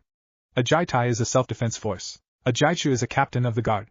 Essentially, we're advertising, which is what the hitite is meant to do in the first place." Aside from the practical purposes, most ninja wouldn't even wear them unless they were forced to. I usually only wore mine outside of Konoha when we were on missions. It's mandatory in most villages for ninja of that village to wear their attire outside the village or when on duty, so that customers or potential customers can see that village's ninja and get a look at the services. In this case, the quality of ninja that are being offered. Foreign ninja are required to wear a attire inside the walls of allied villages at all times when outdoors, mainly so people have an easier time keeping track of them. So we're advertising? Naruto asked. Tsunade nodded. Yes. Everywhere we go, we'll be offering an alternative to requesting missions from one of the major villages. If our prices are reasonable, word will spread quickly. Mostly, D-ranked missions are only assigned within village walls, so will only be offered C or above. For a group of wandering ninja, that will probably consist mostly of escort missions or dealing with bandits or thieves, unless we get lucky and something major happens and we can resolve it successfully. That will let everyone know that we can be relied upon for higher level missions, Shizen elaborated, already warming up to the idea of teaching. Are we supposed to approach town officials and offer our services? Hinata asked, bringing the team's attention to her. Scratching her chin in thought, Tsunade nodded. That would be a good idea. We could send someone out to meet with whatever town elders there are, and see if they have anything we could take care of. By we you mean me, Shizen mumbled. We should discuss a training regimen for you too, since we've got some time to kill this morning before we start running again. If we walk half the day and run the other half, we should make it to the port by tomorrow night, the morning of the day after at the latest. After that, it's about a week's cruise down to our clients, if not more depending on the weather. Tsunade nodded her agreement. We'll start with chakra training in the morning. The evening run will count as half of your physical training, and you'll follow it up with other exercises once we make camp for the night. Hinata, why don't you start by demonstrating one of the chakra control exercises you mentioned yesterday for Naruto-kun, Shizen suggested. Nodding, Hinata pulled out her canteen and waited until she knew she had Naruto's attention before pouring a bit onto her arm. Instead of rolling off her arm onto the ground, the water stayed in a mass where it had landed. After a moment, it spread out, seeming to disappear entirely. Hinata reached out and ran her finger down Naruto's arm, leaving a small trail of moisture. Bringing up her other hand, she collected the moisture she had left on the blonde's arm at the tip of her fingertip. The small bead of water quickly rolled up her finger, along her arm and under her shirt. On her opposite arm, the water had collected in her palm. After a moment, the bead of water reappeared from under her shirt, rolled down her arm, and joined the rest. See? She asked before drinking the water collected in her palm. Naruto snickered. That was cool but kind of gross, he said, causing Hinata to blush. After a moment, he reached out and ran his hand down her arm where he was sure the water had been, causing her to stumble and her blush to deepen. It's dry. She explained how it works yesterday, Shizen pointed out.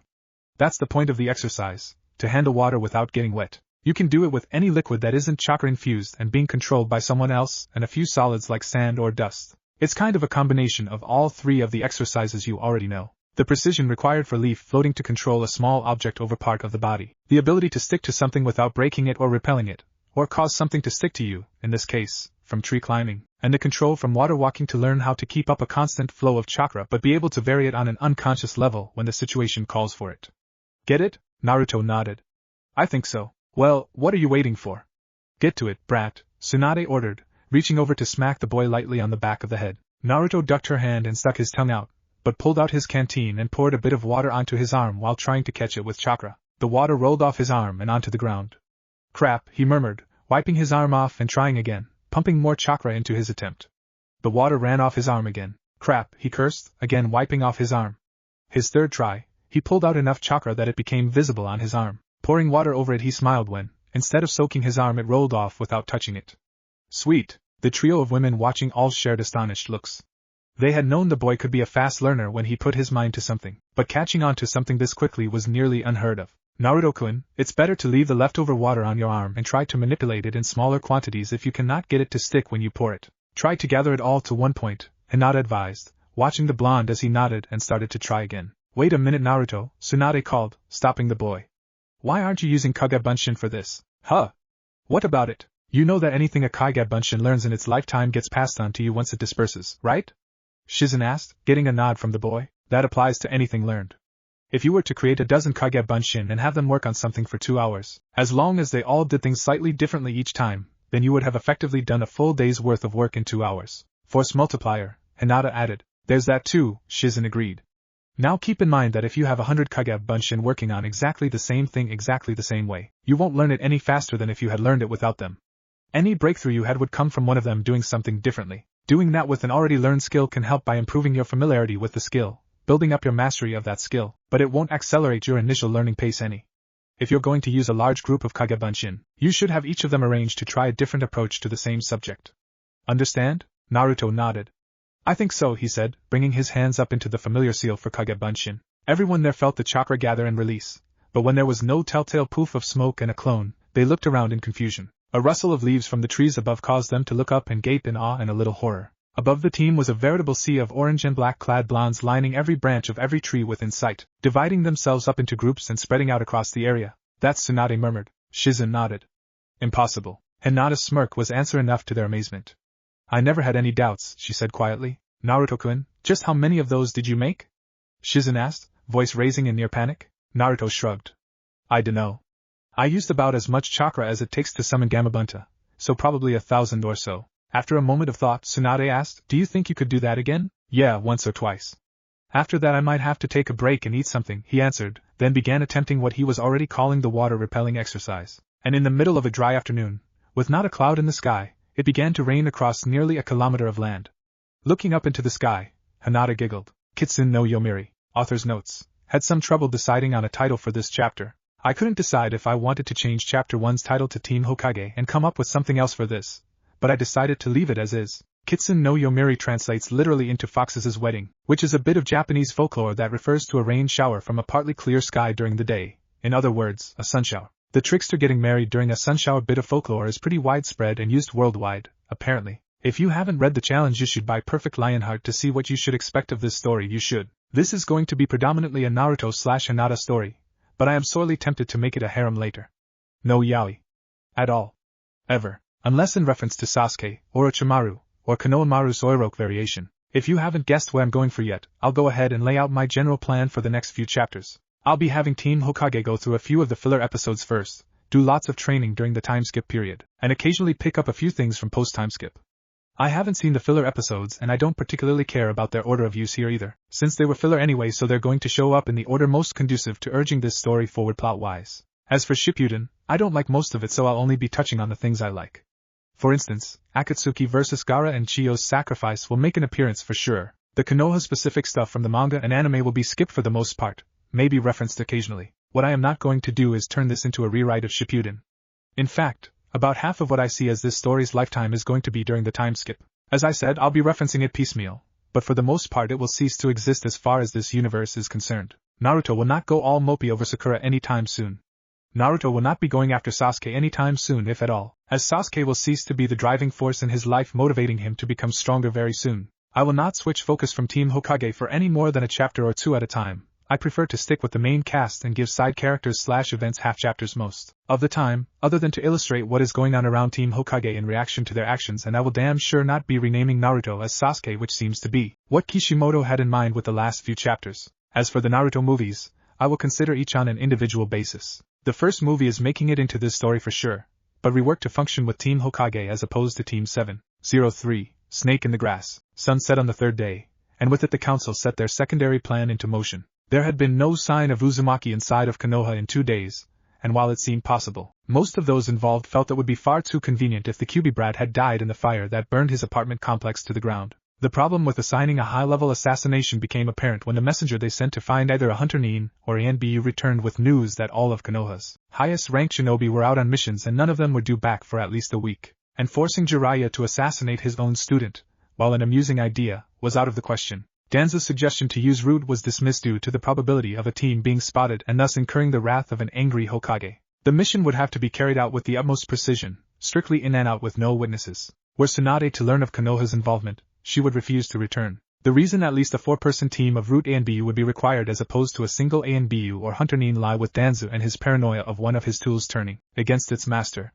To keep this from happening, all Root ninja were kept purposefully weaker than normal shinobi, all of them under a suggestive genjutsu to give them an aversion to too much training. After several long minutes of silent thought on the subject and looking over the list of active shinobi currently inside the village, Koharu spoke hesitantly. There is one person in Konoha aside from Anbu or Hunter Nin that specializes in low-profile assassinations. Glancing down at the list, Danzo frowned. No. Absolutely not. I refuse to deal with that woman and her eccentricities. Looking between his old teammate and the crippled warhawk, Hamura pondered the matter for a moment before a small smile slowly spread across his face. No, Danzo, I must agree with Koharu on her suggestion. We won't have to put up with her for any longer than it takes to assign the mission, and the benefits outweigh the short-term sacrifice. Not to mention that sending one of the thorns in Konoha's side to deal with the other has a certain sweet irony about it, Koharu smirked. And as a bonus, if she fails and the Kyuubi brat kills her, nothing of value to us is lost. It's a nearly perfect win-win scenario. The only way it could get any better would be if they both managed to kill each other. Giving the idea a moment of consideration, Danza nodded slowly, accepting their points as an idea occurred to him. And if they do not, then we can take advantage of the other's weakened state and finish the job, he said. Looking towards the messenger, who was a root ANBU himself, he nodded. Summon her. When she leaves, shadow her. Do not let her become aware of your presence.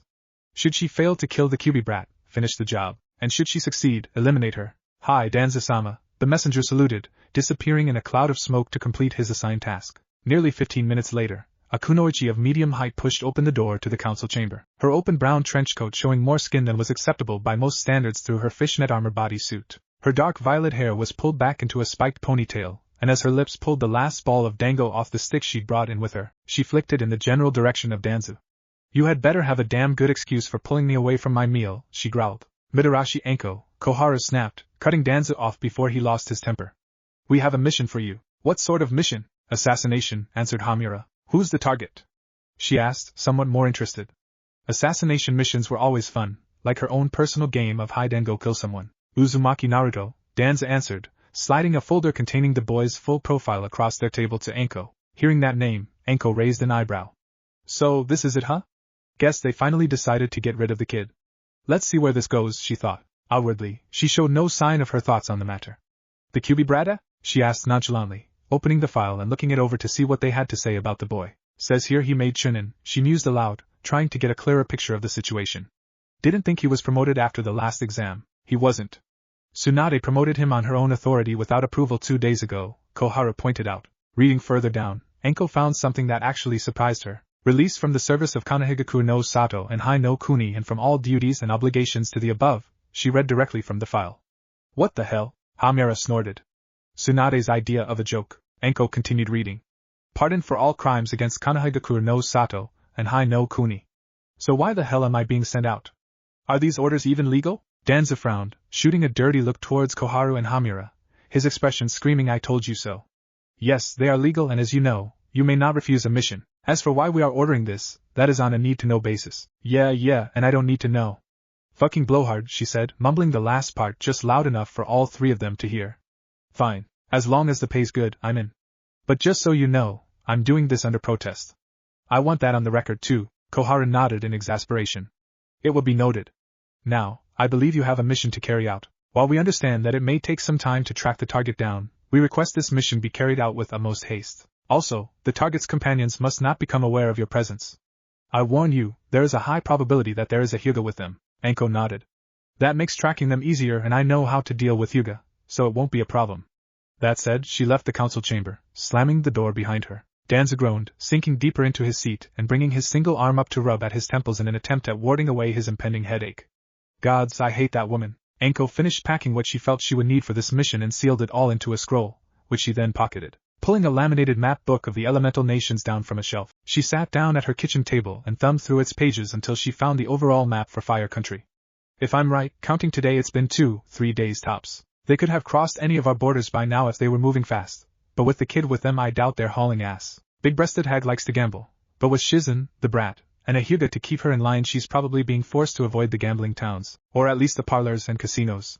With the Hyuga there, there's no way they'll be ballsy enough to head up towards Kumo, and the kid looks too much like Yondaime for them to head towards IWA. Anko paused in her thoughts to review the boy's file again. After a moment of looking it over, she looked back to the map. Naruto knows those Suna kids, but we're still on shaky ground with them. However, his mission reports from when he was on Scarecrow's team show the old man sent them out to Wave where they kicked some serious ass, and coincidentally enough, Wave named their new bridge the Great Naruto Bridge. Real damn subtle. Guess they like the kid, which makes that the most likely place they'd go to lay low until they can get their heads out of their asses and come up with a plan more complex. Then run around looking for paying work and hope we don't run into anyone from Konoha. Closest town between here and there is Otafuki-gai.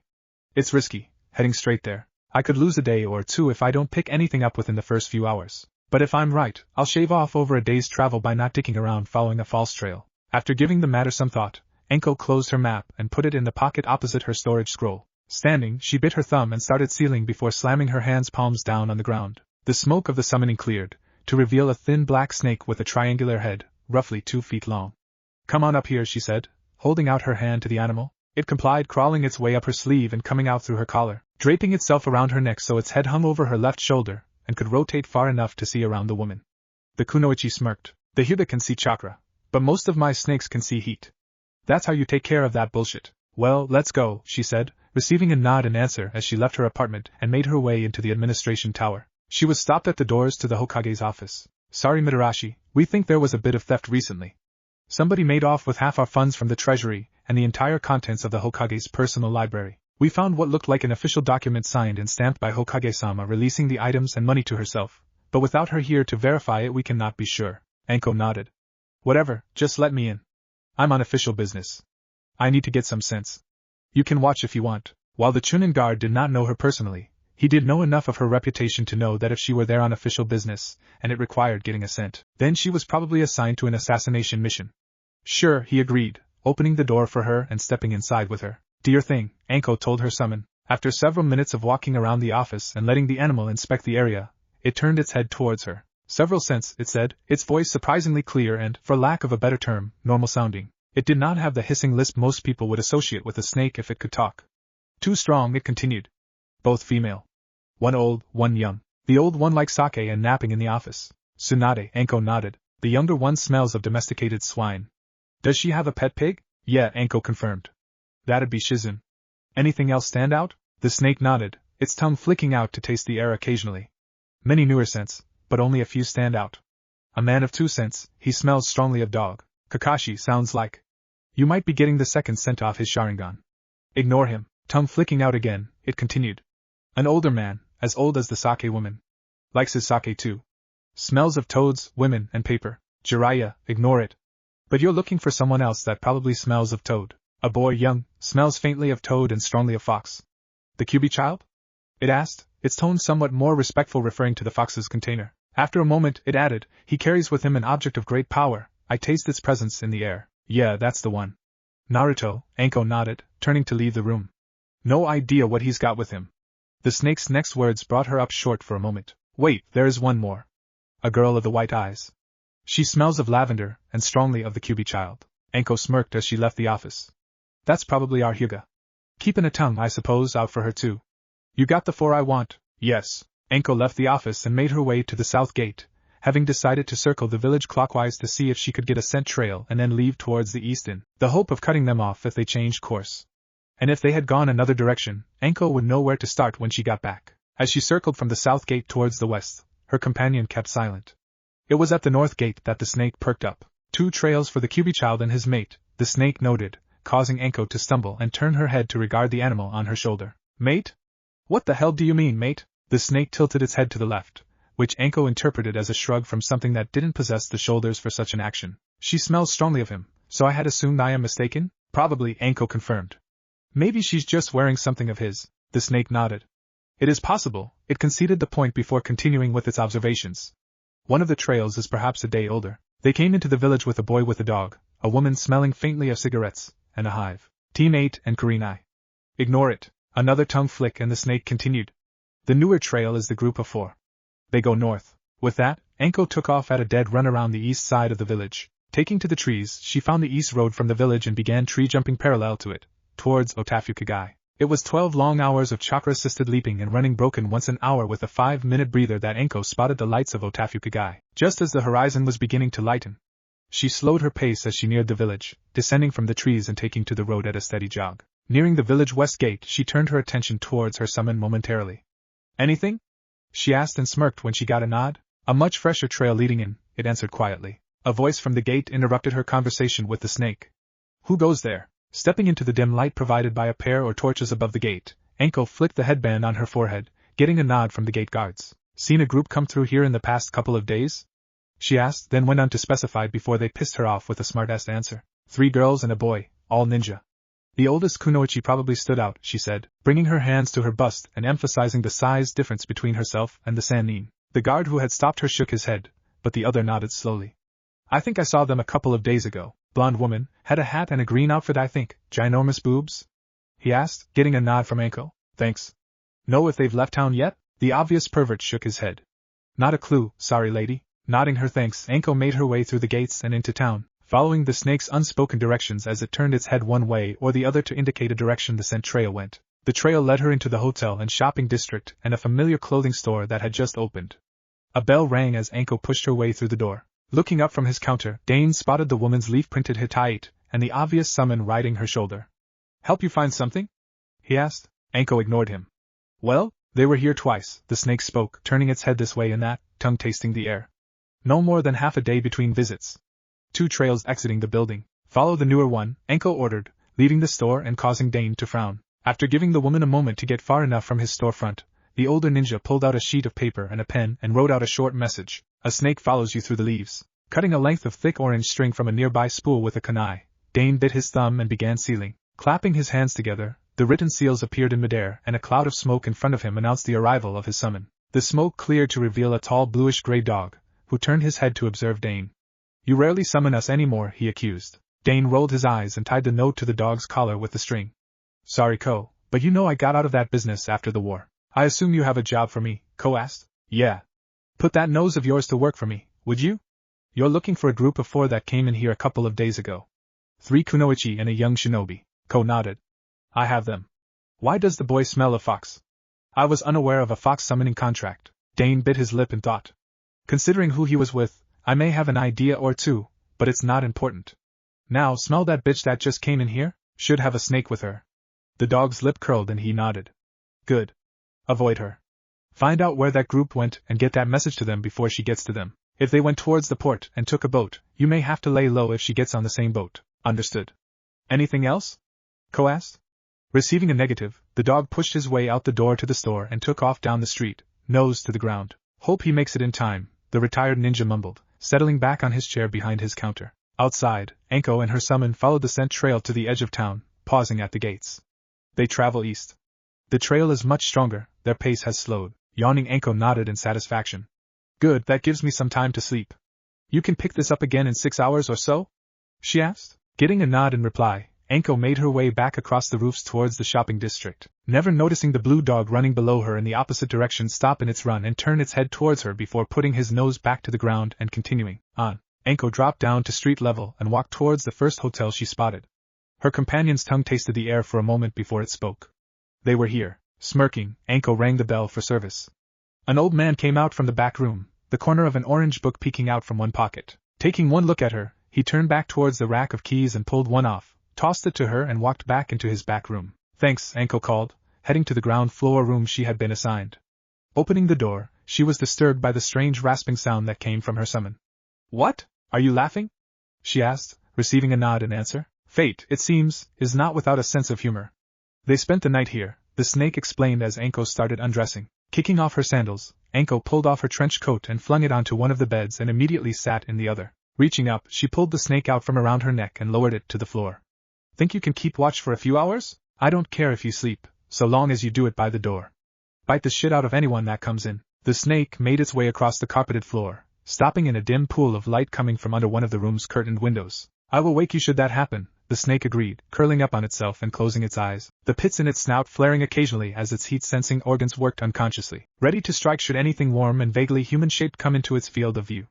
Yawning deeply, Anko buried herself under the covers and passed out, and across town, a bluish-gray Great Dane with a rolled-up note tied to its collar sped out the east exit of Otafukugai, disappearing into the underbrush beside the road, its natural coloration causing it to vanish in the shadows of the forest. It was the afternoon of their 3rd day since leaving Konoha. After camping out in the forest last night, the group had decided to pick up the pace that day and had made it into Fire Country's northern port city before noon, where they then caught a ship bound for port in Nagi Island, and after that to Haha Island where they would then take a smaller boat north to Taro Island. Stuck on a slow-moving ship with nothing surrounding them but water, Naruto was bored, which he let everyone know, loudly. Tsunade rolled her eyes while Shizen set Taunton down from her lap and began digging through her bag. Well, I'm sorry, brat, but as I've told you before, we can't do much training here. We can't practice taijutsu up on deck without getting in the way of everyone working, and none of the rest of us have the chakra required to sustain a prolonged spar on top of the sea. And I'm not letting you make a swarm of Kage Bunshin to practice out on the water, it'll draw too much unwanted attention. I got it the first time you told me, the blonde boy grumbled. It doesn't change the fact that I'm bored. A small poof of smoke from the direction of Shizen drew their attention there, and Tsunade's first apprentice tossed the book towards Naruto. Start reading that, she said, passing a similar book to Hinata. They're books on basic anatomy. This should tide you over until we get to shore, and you need to read this stuff before you can start learning medical jutsu anyway. Wait a minute, Tsunade called, grabbing the attention of the other three. Before you get to that, there's something else I would like you to do. I should have done this as soon as you accepted my offer of apprenticeship, but with everything going on it slipped my mind. Tsunade Shursho, you mean? Shizen questioned, not wanting to ruin her sensei's surprise for her two subordinate apprentices. Tsunade nodded, biting her thumb and sealing. Slapping her hands down on the ground, she was obscured in smoke for a moment, which cleared shortly to reveal a dog-sized slug. A slug holding a large scroll wrapped in one of its eye stalks. I present to you the slug summoning contract. Hinata gasped. Summoning contracts, especially those of the Sannin, were one of the most valuable tools in a ninja's arsenal. Naruto was less than impressed. It's a slug, he deadpanned. Taking the shocked looks and silence of the three kunoichi as an invitation to continue, he did so. Besides, I've already got a contract with the toads. Is it even possible to have more than one contract? Yes, Naruto, it is, Shizen answered. Some people have as many as 3 or 4. And despite their appearance, the slug contract is a very useful one to have. Really? Naruto asked, warming up to the idea. If it didn't mean giving up his contract with the toads, then having another summoning contract, even something as ugly as slugs, would be useful. How so? Shizen nodded. Well, there are a lot of them, and they can get pretty large. Shizen shot a frantic glance at her mentor, for once completely at a loss for how to answer the boy's questions. Tsunade shot her first apprentice a dirty look. You aren't helping my case, apprentice, Tsunade grumbled. Turning her attention back towards Naruto, she growled out, and you should be grateful I'm offering you the chance to sign a contract as exclusive as this. Well, I guess so, Naruto nodded. So long as it won't cancel my contract with the toads, I'm fine with it. But you still haven't answered my question. Perhaps I should, Tsunade-sama? The slug holding the scroll suggested. Getting a nod from Tsunade, the creature turned its unoccupied eye stalk towards Naruto. I am sure you have seen Tsunade-sama summon and use us before, so you know that along with the toads, we are most useful against those holding the snake summoning contract. Slugs have a variety of uses in the field. We can be used to transport the wounded, we are somewhat more resilient against physical damage, and we have a variety of attacks such as spitting acid. Acid, huh? Naruto asked. Sure, I'm in. The slug lowered its eye stalk and handed the scroll to Tsunade, who opened it and held it out towards her new apprentices.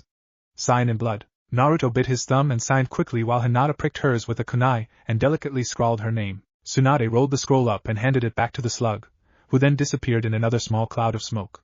So how do I know which I'm summoning? Naruto asked, showing a surprising amount of insight and restraint by asking first instead of just attempting the jutsu. Shizen looked clueless, though Tsunade had some idea of how the process was supposed to go. I think that to summon a specific species, if you have more than one contract, you concentrate on calling just that species.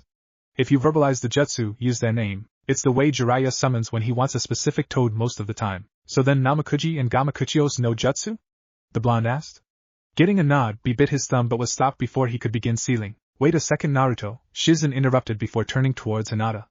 Do you know the seals? She asked, and seeing Hinata shake her head, told Naruto, go slow so she can watch, and call them out as you do them. Naruto nodded and did so, biting his thumb again as it had long since stopped bleeding. Slapping his hands down on the deck beneath him, he pumped about as much chakra as he used to call Gamakichi into the jutsu. A small cloud of smoke erupted in front of the boy, and when it cleared there sat a small slug in front of them. Congratulations, it said, waving an eye stalk towards the boy. Heh, thanks, the boy said, rubbing the back of his head in embarrassment. A moment later, he bit his thumb and performed the jutsu again, this time summoning a toad. Nodding to himself, he looked them both over for a moment before grinning and biting his thumb again. Slapping his hands down on the deck produced another cloud of smoke along with both another toad and a slug. Cool!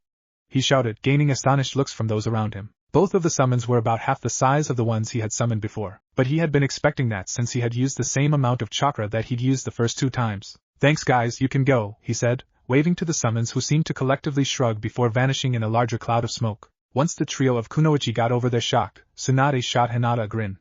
Your turn, Hinata-chan. Keep in mind that Naruto has been doing this for a while, so it's okay if you don't get it the first time. It takes a while to get a feel for the amount of chakra needed to summon each size, class, or age of creature. Nodding, Hinata pricked her thumb with her kunai again and started sealing. She performed all of the seals correctly and slapped her hands down onto the deck as Naruto and Tsunade had done before her. A very small cloud of smoke announced the arrival of a summon. When it cleared, a slug slightly larger than an average garden slug turned its tiny eye stalks to observe its summoner. Hinata frowned, wondering if she'd performed the jutsu incorrectly.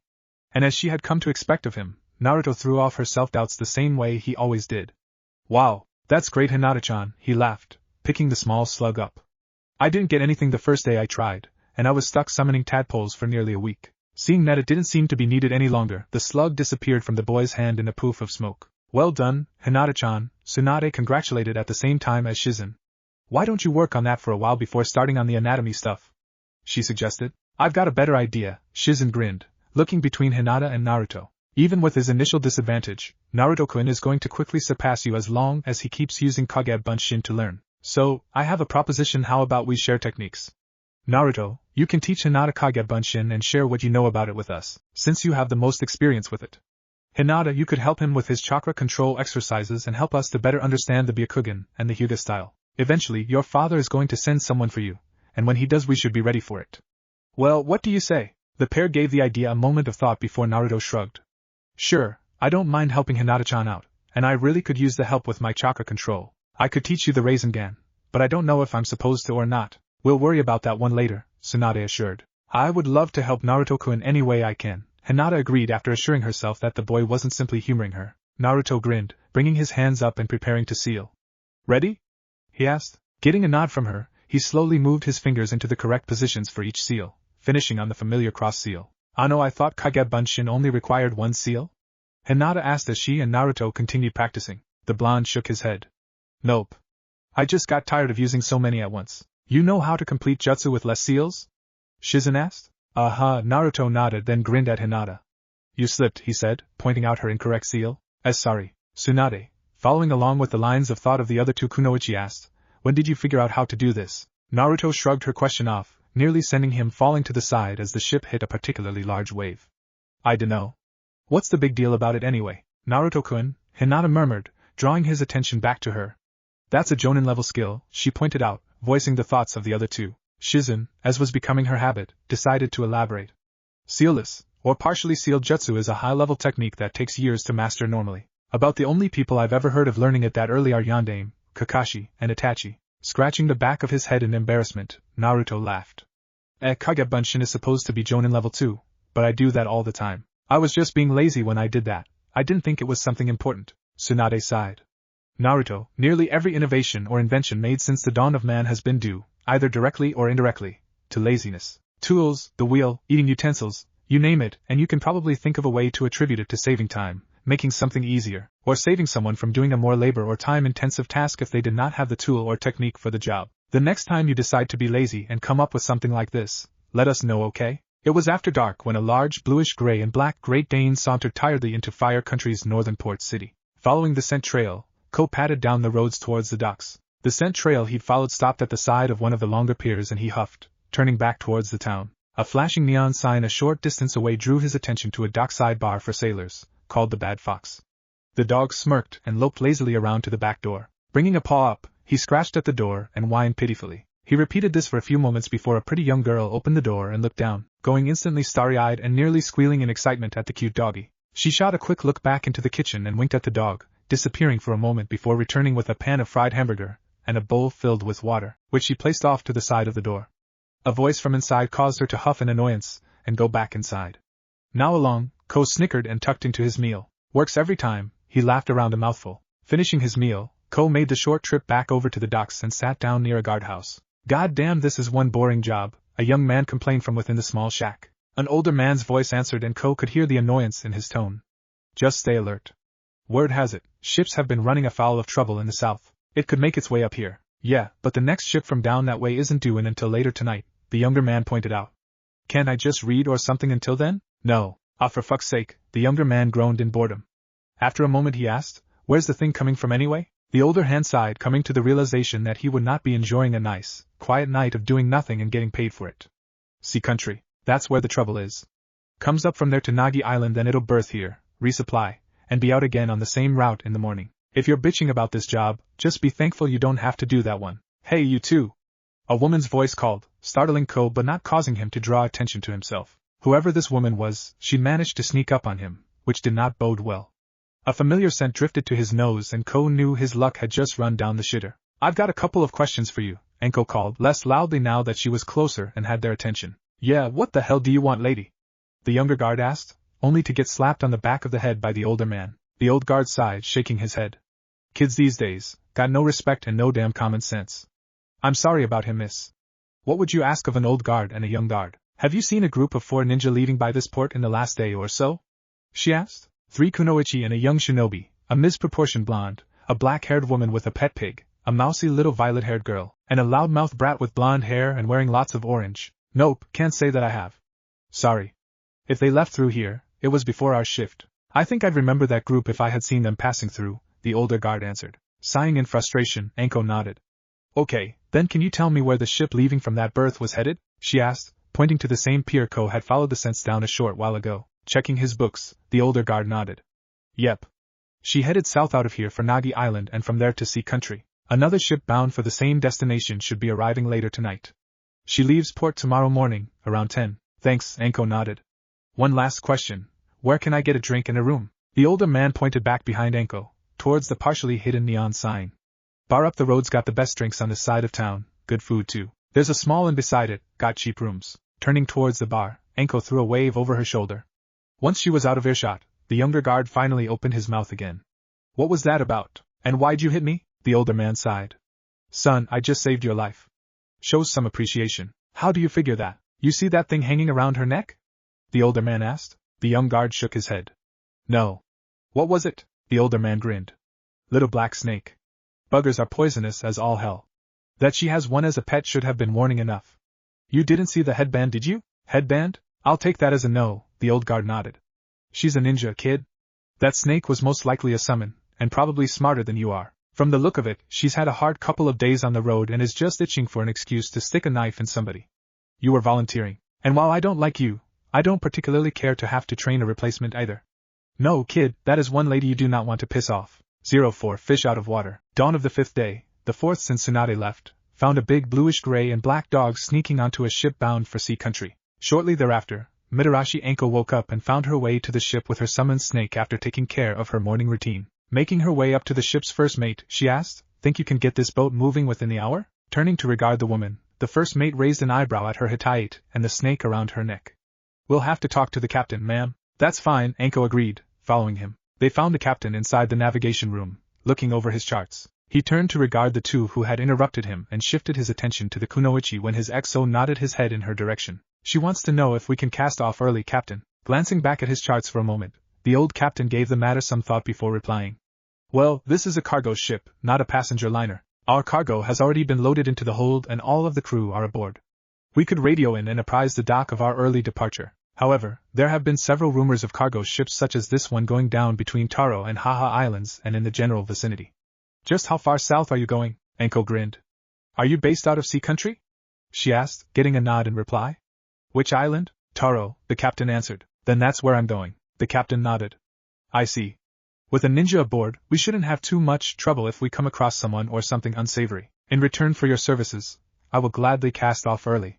Smithy, inform the crew to make ready to set sail. Have the radio room contact the port authority and advise them of our change in schedule.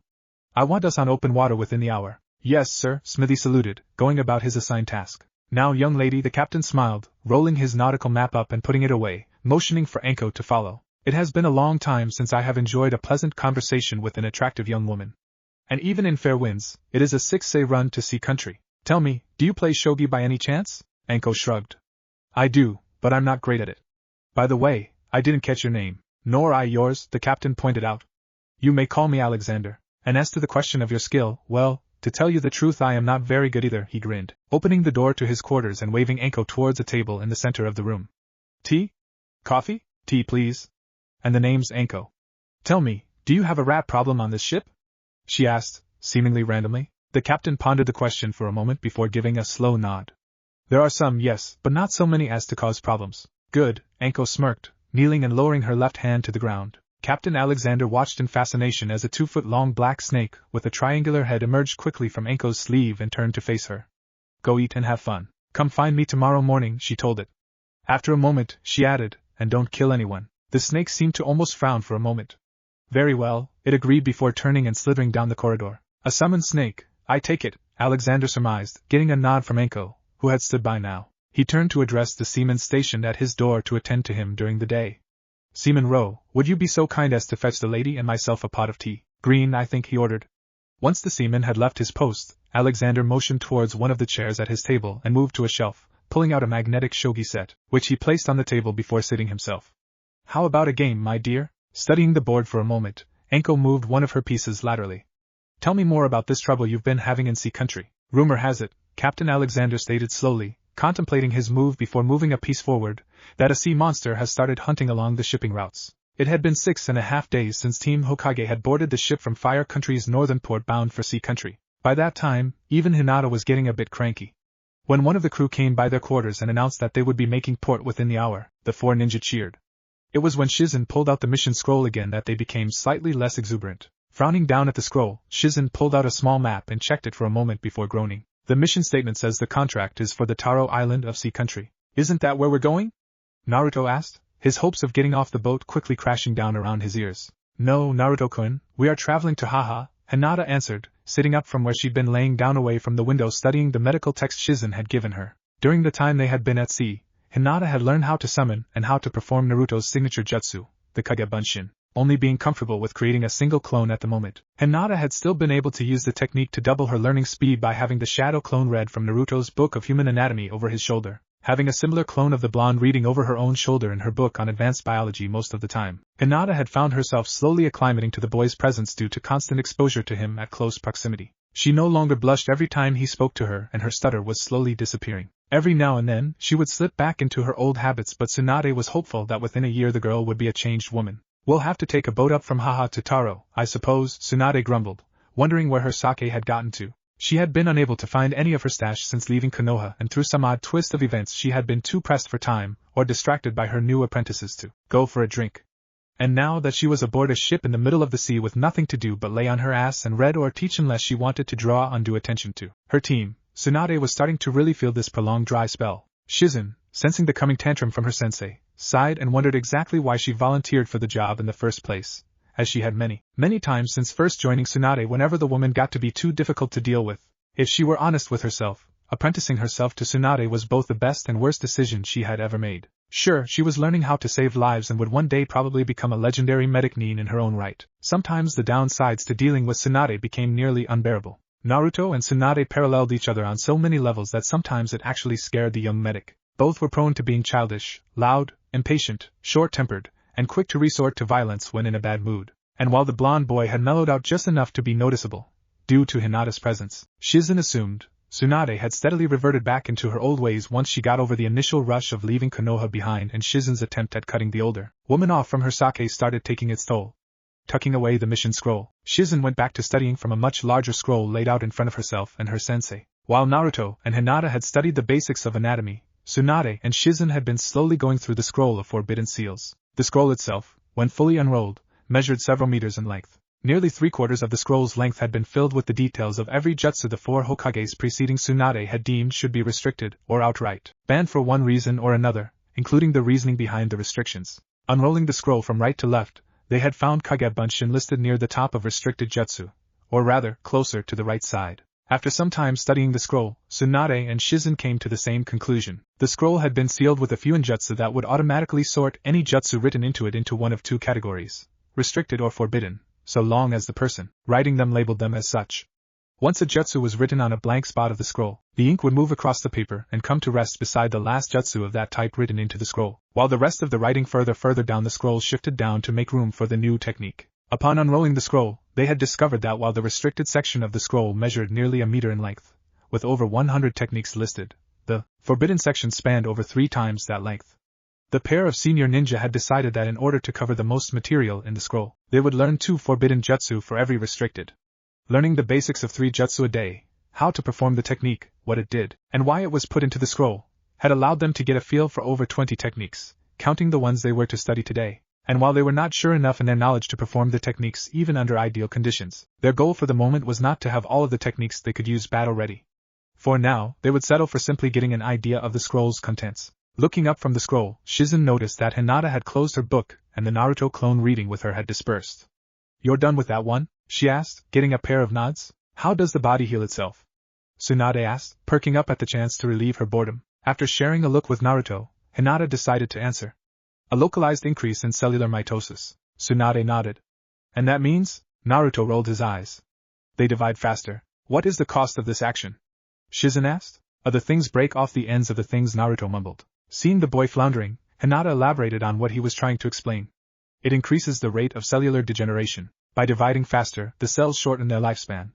This is what causes aging. Theoretically, if we could figure out how to keep the cells from losing bits and pieces during mitosis, we could halt aging once the body came into its majority. Tsunade and Shizen shared an impressed look, somewhat amazed that they had come to that conclusion on their own. Explain the difference between healing and regeneration, Shizen said, continuing their impromptu pop quiz. Normal healing means scarring, regeneration doesn't, Naruto answered. Seeing their sensei and senpai nod and motion for them to continue, Hinata did. What Naruto-kun left out was that scarring is a byproduct of the increased cellular mitosis required to heal something like a cut. The body divides itself, replacing what was lost with new flesh. Most large animals do not regenerate, they heal by scarification. If an animal loses a limb, the area scars over at the point of loss. Regeneration, which occurs in most small reptiles, completely replaces the missing limb. The process takes longer, but fully restores functionality. For instance, if a person suffers intense burns over part of their body, the resulting scar tissue may not feel or function the same as the original. Regenerated tissue would be just like the tissue it replaced. If we knew how to stop scarification and trigger regeneration in humans, we could replace lost limbs, return older shinobi to active use, grow fresh organs instead of needing to transplant. The possibilities are almost limitless. Turning away from her two new apprentices, Tsunade looked towards Shizen. What do you think? Well, they seem to know and understand the material, Shizen assessed. Pass? Tsunade nodded, turning back towards Naruto and Hinata. Looks like you passed the first test. Think you're ready for some hands-on material? Yes. Naruto cheered and agreed, bouncing in excitement. Teach me a jutsu. Do you feel you're ready to move on, Hinata? Shizen asked. I believe so, the girl agreed slowly. Holding out her hands so both teens could observe them, Tsunade slowly performed 5 seals and extended a faint green sheen of chakra from her hands. This is the examination jutsu. It's used to detect any abnormalities within a living organism. The theory behind it is to extend your chakra into another person and try to sense anything out of the ordinary. It can detect even minor injuries, most poisons, diseases, chakra foreign to that body, chemical imbalances, and can even tell you if a person is dehydrated. Why don't you two practice on each other? Shizen suggested innocently, somehow managing to keep a straight face. The pair nodded and began performing the seals before Naruto stopped and rubbed the back of his head in embarrassment. Could you show me those seals again? Shizen did so, both teens sealing along with her and then repeating it several times until they felt comfortable enough to perform the seals from memory. Why don't you go first, Hinata-chan? Naruto asked. Okay, Hinata agreed, sealing and extending a very faint layer of green chakra from her hands. Slowly, she brought her hands closer to Naruto until they were settled directly against his arm. After several moments of sustaining the technique, Hinata released it and sat back to take a breather. This is weird, she admitted. There is so much information to sort through. How do you do it with any real accuracy? Practice. Lots and lots of practice, Tsunade answered.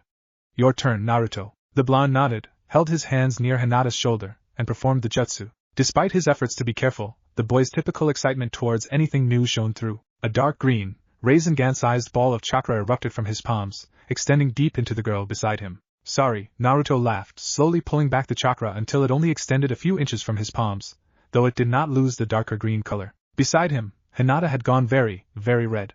Due to her training to learn Juken, she was even more sensitive to her own chakra and invading chakra than normal ninja aside from Hyuga. The chakra flowing from the blonde into her arm made her feel very warm and sent a pleasant tingle through her entire body. Naruto-kun's chakra is inside me, she realized, a small choking sound escaping from her throat as she fell back on old habits and promptly passed out.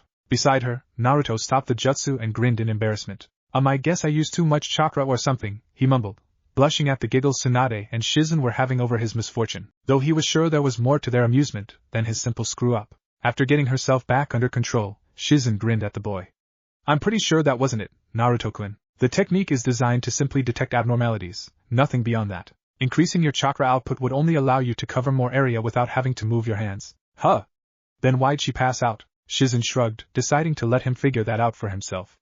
Why don't you come over here and try it again? Okay, Naruto agreed warily, still not sure he hadn't accidentally hurt Hinata and not wanting to damage anyone else by accident. He crossed the room and sat down beside Shizen, performing the seals and putting less chakra into the jutsu than he had the first time so that it came out how it had looked, when he'd gotten it somewhat more under control. He pressed the dark green chakra coating his hands to the older kunoichi's arm and concentrated on what he could feel from the technique. Beside the boy, Shizen blushed. Oh my, she murmured, eyes unconsciously falling half closed.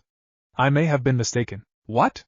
Tsunade asked, quietly, not wanting to break the boy's concentration since he didn't seem to be paying attention to them at the moment. It's very. Shizen bit her lip as Naruto's concentration slipped momentarily. Nice. Rolling her eyes, Tsunade went back to studying the forbidden scroll until they reached port, intending to ignore her apprentices until then. You're both perverts, she mumbled quietly. By the time they stepped off the ship onto the pier, both Hinata and Shizen were red-faced and feeling more than a little frustrated. Hinata had woken shortly after passing out, and she and Naruto had taken turns trying the jutsu on each other and Shizen, though most of that was a constant nonverbal argument over who got to be Naruto's test subject. Walking behind the two younger kunoichi and in front of Tsunade, Naruto yawned and stretched his arms over his head. Man, I'm hungry, Naruto complained when his stomach gurgled. How about we get something to eat then? Tsunade suggested, getting agreements all around. Wandering into the shopping district, Naruto followed the scent of ramen and led the group to a stand a little ways down the street. The girls decided not to begrudge the boy his favorite meal and settled onto stools around him, Hinata to his right and Shizen to his left, Tsunade on the other side of Shizen. Seafood, pork, and beef, Naruto ordered when the cook asked what they would be having. A vegetable bowl please, Shizen ordered. Looking at the menu, Tsunade shrugged and ordered pork while Hinata decided on miso. We should restock our supplies while we're here, Tsunade said around a mouthful of noodles. Before the group could decide one way or another about the matter, a commotion from down the street drew their attention. A small bandaged girl of around Naruto and Hinata's age came running down the street, her dull brown hair occasionally flopping up into her face as she ran. Naruto was drinking the last of his second bowl when she neared the stand they were eating at, and one of the crowd drawn in by the commotion picked up a large rock off the street and flung it at the girl. The stone missed the girl by a mile, but managed to catch Naruto in the back of his head. Get out of our town, you little monster! A woman behind them yelled, tossing another stone at the girl. A wave of killing intent rolled across the shopping district, nearly sending the crowd to their knees. No one even saw the orange-clad blonde move. One moment he had been placing his ramen bowl down, and in the next, there was a flash of red and the boy stood in front of the girl, who had stopped running, with his hand outstretched and his fist clenched around the stone the woman across the street had thrown. The crowd couldn't help but notice that the boy's eyes were red and slitted as he shot them a glare. The killing intent that had nearly felled them quickly dissipated. Knock it off. What did she ever do to you jerks to deserve this kind of treatment?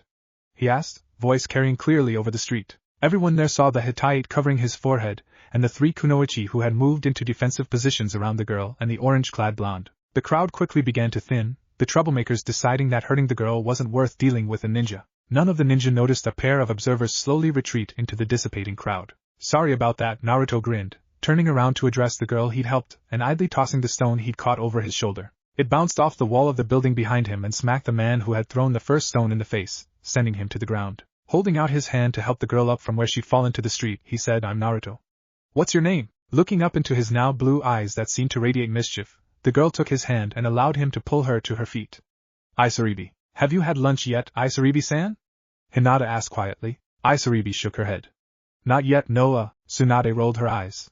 You'll have to forgive the loudmouth. He can be a bit absent-minded at times, she said before gesturing towards Shizen and Hinata. These are my apprentices, Shizen and Hinata. Naruto already saw fit to introduce himself, and my name is Tsunade. Nodding, a scent caught the girl's nose and they turned towards Naruto's untouched bowl on the stand's counter. Is that seafood ramen? Yup, the boy grinned. May I? Isaribi asked, and getting a nod, she sat down and placed her bag on the counter before digging into the ramen. Nearly finished, she glanced up at the clock mounted on the wall facing the stools and nearly choked on her lunch. Aw crap! I'm going to miss the boat to Taro, she yelled, jumping up and grabbing her bag again. Turning around, she bowed to the four ninjas still standing behind her. Thanks for lunch, I've got to go. Wait, we'll go with you. Shizen called as the group followed the girl. We're going to Taro anyway. Isaribi nodded and led the way to the boat bound for Taro, the crowd letting her pass when they saw she had an escort. They boarded the boat, and shortly after, it cast off its lines and began the trip up to Taro. Seeing as it was only a few-hour ride to the island, the group decided to sit out on deck in the sun. Once things had settled down and they were underway, Isaribi turned her attention back towards her benefactors. Who are you people anyway? Are you ninja? The three kunoichi nodded and Naruto thumped his Hittite. Yeah, we're all ninja. The girl looked skeptical. I don't know. Sure, you move like ninja, but that's no symbol for a village I've ever seen before. Oh? Tsunade asked, and just how many have you seen? Thinking on it for a moment, Isaribi asked, should I could the damaged ones? Damaged? Hinata asked. The girl nodded. Yeah, they looked like someone had scratched a line through them. I see lots of those around here. They come and go, but they never really bother anyone. If I count those, I've seen at least 7 different designs. And I've never seen that one before. So what village are you from? You wouldn't have seen it before, because it's new, Shizen explained. Originally, we're all from Konoha. Some things happened and Tsunade Shisho decided she was tired of being Hokage to a village that would treat her family like crap. So we left. Konoha? Isaribi asked, a recent memory attached to that name coming to mind. Wasn't your home attacked recently by those guys with the music note headbands I've been seeing a lot of lately? That caught the group's attention. How many and where? Tsunade asked, sitting upright. Isaribi shrugged. A dozen or so at most. They stay mostly on Kakaijima, the small island to the south of Haha. Have you seen a guy about our age with black hair and a jacket with red and white fans on his back? Naruto asked quickly. Isaribi shook her head and Naruto seemed to deflate. Shit, how about this man? Shizen asked, pulling out a bingo book and pointing to a picture of Orochimaru. Isaribi again shook her head. No, I'm sorry. It's okay, Tsunade assured the girl. It just means we won't have to deal with Orochimaru, which is a good thing. I doubt we could handle him now, even with Jiraiya's help. So if you aren't here for him, why are you here? Isaribi asked, looking out over the sea. Taro Island had come into sight, and they would be there within the hour. We've got a mission, Naruto grinned, Hinata nodding in agreement. Yeah? What kind of mission? Well, Shizen said, pulling out the mission scroll and reviewing it again. Konoha was hired to investigate the rumors of a sea monster in the area. We sort of stole the mission, she grinned. I see, Isaribi said, beginning to look ill. I have to go to the bathroom, she groaned, standing and running towards the rear of the ship. Guess she gets seasick easy, Naruto shrugged, getting skeptical looks from the three kunoichi. At that moment, the ship shuddered and the constant vibration from the single engine ceased, smoke billowing up from the stern. What the hell is it now? A pair of ninja in sound Hittite leaped out of the engine room entrance in front of Team Hokage, the one in the lead pulling out a kunai as he spotted the group. Out of our way! He yelled, his arm extending unnaturally and swinging the weapon in a wide arc, clearing a path for himself and his teammate. At the end of its arc, the blunt end of the kunai caught Naruto in the side of his head, sending him into unconsciousness and flinging him over the side while the pair of Otonin jumped from the boat on the opposite side. They faintly heard the sound of a fourth body hitting the water near the stern of the ship as they ran over to the side Naruto had disappeared over. Shizen and Tsunade leaping over the railing and landing on the water's surface while Hinata scanned the area with her Byakugan. Where is he? Tsunade called up as Hinata jumped over to join them on the water. I don't know.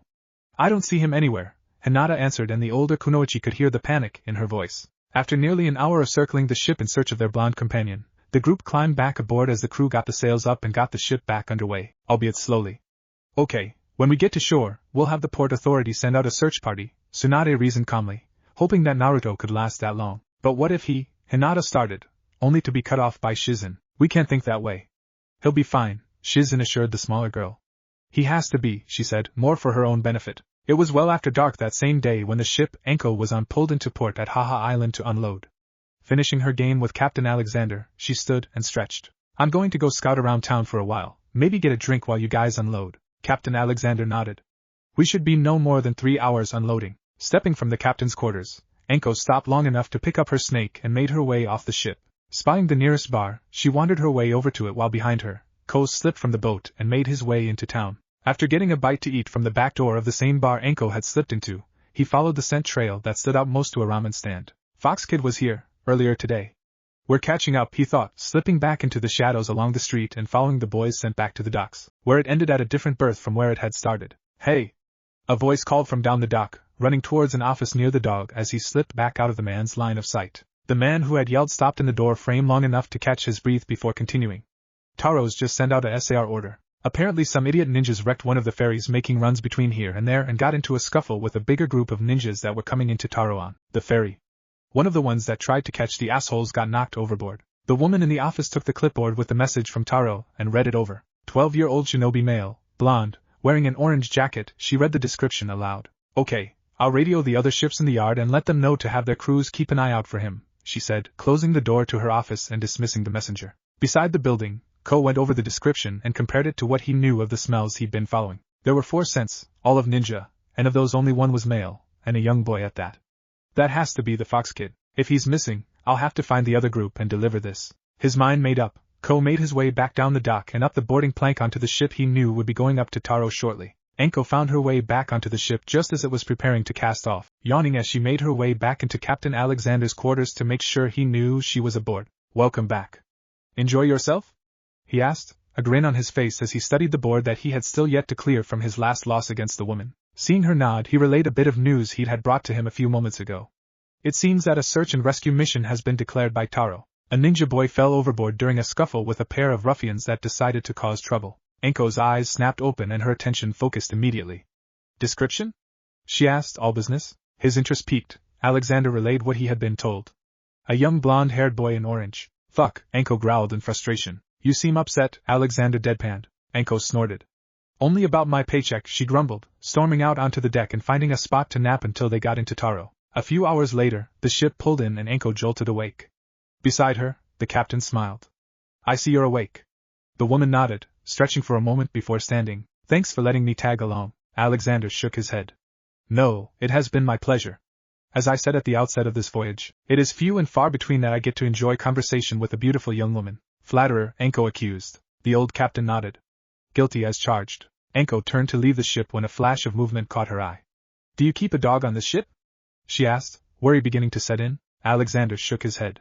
No, we do not keep a dog aboard. Some of the crew had reported seeing a dog around below decks since you boarded, so I assumed it was yours. Shit! No! It's not mine, Anko denied.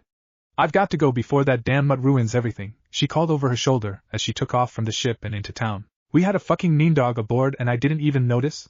What the hell? Silently berating herself, Anko decided to go with her initial plan of searching for the brat first, and so took off into the trees over the beach and began to circle the island. And in another part of town, Ko snickered to himself at the woman's frustration as he followed the scent trail to a hotel. Finding the door the trail stopped at, he scratched at the bottom of the door and waited. A moment later, a small lavender-haired girl opened the door and smiled down at him. Her eyes were red-rimmed and Ko could smell the tears from here. Brushing past her, he slipped into the room and sat down facing Tsunade, who turned her attention towards him. What? Ko tilted his head to the side, showing them the rolled-up letter. A message from Dane, he answered bluntly. Taking the message from the summoned dog, Shizen unrolled it and read it. Rereading the short missive, she frowned and handed it to her sensei. Anko, Tsunade nodded. Sounds like the council sent her here for Naruto. The snake woman is after the fox child? Ko asked. Tsunade nodded. Wait, you've seen her? Shizen asked, then thought to ask, and how did you know that? Ko rolled his eyes. Yes, she is on the island now. Due to some odd twists of fate, she and I boarded the same ship. And as for the boy, I can smell it. I assumed he had a contract with the foxes, but before encountering his scent I was not aware that there even was one. No, it's something else, Shizen answered. Dane said as much before I left, the dog nodded. Hinata spoke up for the first time since they had entered port. You tracked us here. Do you think you could find him? She asked, hope evident in her voice. Ko nodded. I can, but I wouldn't know where to start since I know he fell overboard. Besides, that woman is out there looking for him now and I doubt you'd want to cross her path in the forest at night. Tsunade sighed, nodding her agreement. He's right. Anko is a handful during the day.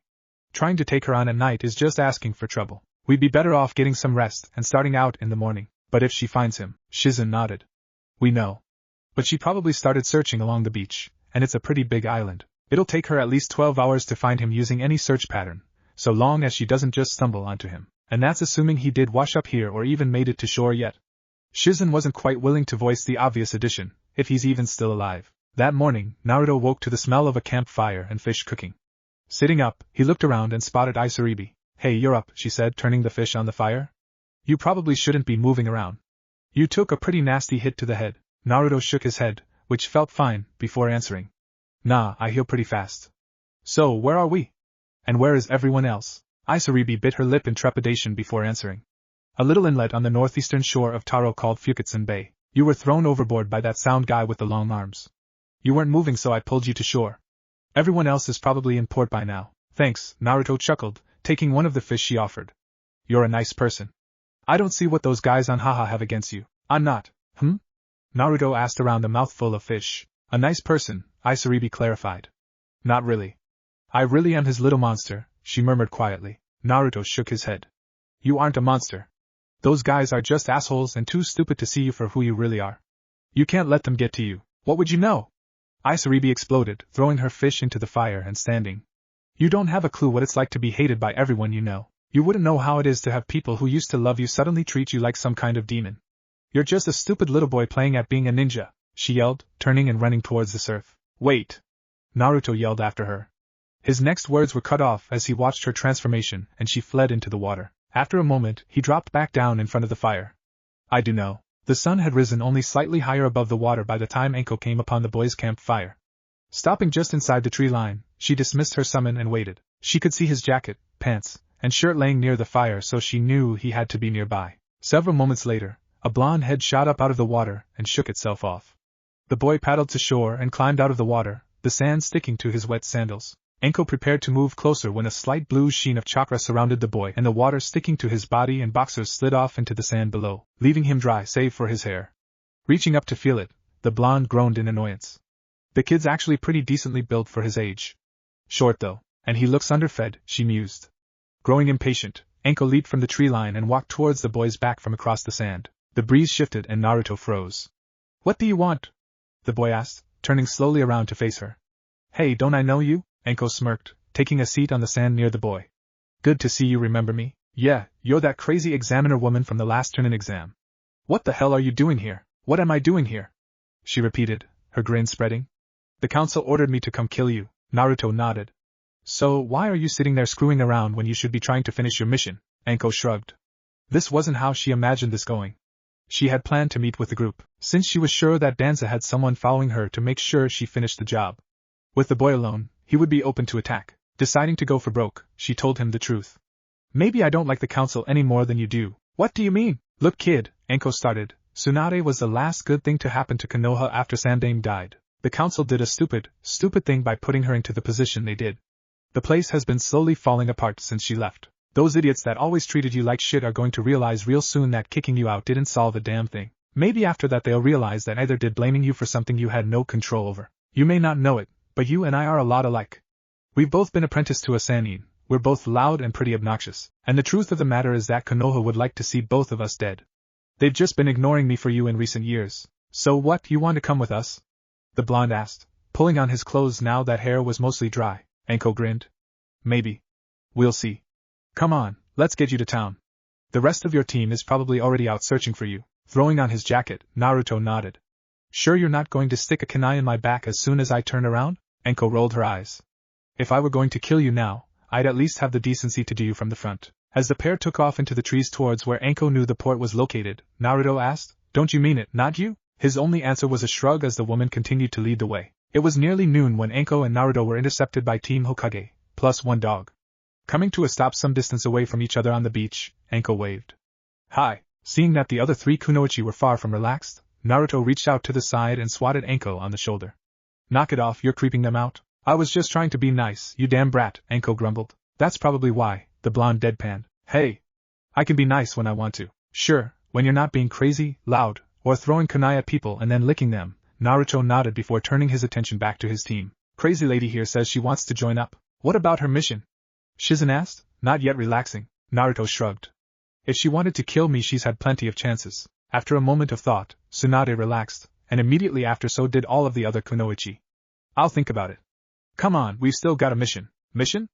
Anko asked as she and Naruto sidled up alongside the three other kunoichi and began to trek back towards town at a much slower pace. "So you guys really did steal a bunch of stuff when you left?" "Some mission scrolls and a few other things," Shizen confirmed. "A few other things, my ass?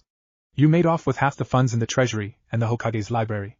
The council is probably still shitting themselves over that as we speak. If you don't mind my asking, who gave you your orders?" Tsunade asked. "Danzu, Hamura, and Koharu." Tsunade nodded. "And how did they convince you it was a legal mission?" "They didn't try very hard. They said it was your idea of a joke mostly," Anko explained. "So I was right, and they are giving out illegal orders?" Tsunade nodded. "Well, it won't be long before the tailed Danza sent to watch me reports back that I've deserted." Their conversation was cut off as the harbor came into sight, and with it a giant amorphous blob of water making its way through the bay toward the port. "Looks like we found our sea monster," Shizen pointed out, already thinking of just how successfully completing this mission would spread word of their team across the elemental nations. Up the beach, Amachi, the scientist responsible for carrying out Orochimaru's experiments on enhancing ninja, smirked as he transformed and strode away from the pier where he'd summoned his water creature, flanked on either side by Akato Yoroi and Tsurugi Misumi, Isaribi trailing behind. "Just a little more, Isaribi, and I will be able to return you to normal," he promised, though he had no intention of helping the girl. Isaribi stopped following the man who had abducted her and used her for his experiments. She hadn't realized who it was she was traveling with the previous day at first, but once things had calmed down she had remembered that Tsunade was the name of a legendary Mednin. After considering all of her options, she had finally decided that Amachi had no intention of returning her to normal, and her best shot at a normal life would be to seek help elsewhere. And with a medic of Tsunade's renown in town, she may have a chance at it. "I don't want to do this anymore. You only want to use me to help you steal from these people. You never even tried to fix what you've done to me." Amachi smirked. What is there to fix? I have made you more than you were, better in every way. My beautiful little monster. You should be thanking me. Seeing her turn to run, Amachi caught the girl by the arm and brought her up short, the fingers of his other hand going rigid and the claws at the tips of his fingers lengthening. And if you're going to deny me this, then I'll deal with you as I did with all the other failures. So, you're behind the attacks on the shipping lanes? A woman's voice called from behind the pair, causing Amachi to whirl around to find himself facing a group of 5 ninja. What the hell are you? Asked a blonde, large-breasted woman with a hat tied to her back. The next step of human evolution, Amachi proclaimed haughtily. Let her go. Naruto shouted. Now why would you want to waste a flesh such as this? This is a failed experiment, not even a proper sea monster. But if you want her so badly, you can have her, Amachi yelled, stabbing his hand into Isaribi's side wrist deep before throwing her at the blonde boy. Kill them while I handle the ships, he instructed Yoroi and Masumi, who leaped at the other ninjas. Shizen, Hinata, deal with those two. Naruto, Anko, take out that bastard and his summon while deal with this, Tsunade barked out orders, already in the process of repairing the damage done to the girl. Anko grinned as she charged forward, a kunai drawn in each hand. She was intercepted halfway to her assigned target by one of Masumi's legs, stretched absurdly long to catch her in the stomach. Grunting in pain, she focused her attention on him. You'll do, she growled, launching herself forward on the offensive. Seeing that Anko was occupied, Shizen and Hinata agreed to double-team Yoroi, Hinata slipping into a Juken stance while Shizen extended a pair of chakra scalpels from her hands. Naruto had leapt over both battles and followed Amachi across the pier, where he was directing his summon to rip open a ship's deck to get at the cargo hold beneath. Noticing the blonde barreling down on him, Amachi smirked. As Naruto neared him, a tentacle composed of water shot up from the bay and wrapped around the blonde, pulling him towards the summon and away from Amachi. You really think a kid like you could stand against me? Naruto ignored the question, instead shouting down one of his own. Why the hell did you do that to her?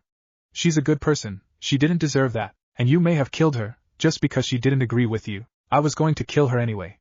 Why do you care about the little monster? She's not a monster! Naruto yelled back. She's just a little girl that some sick old man decided to play doctor with for that snake bastard. Amachi nodded patronizingly. Perhaps. Then if she isn't the monster, it must be me, he smirked, gesturing towards his transformed body.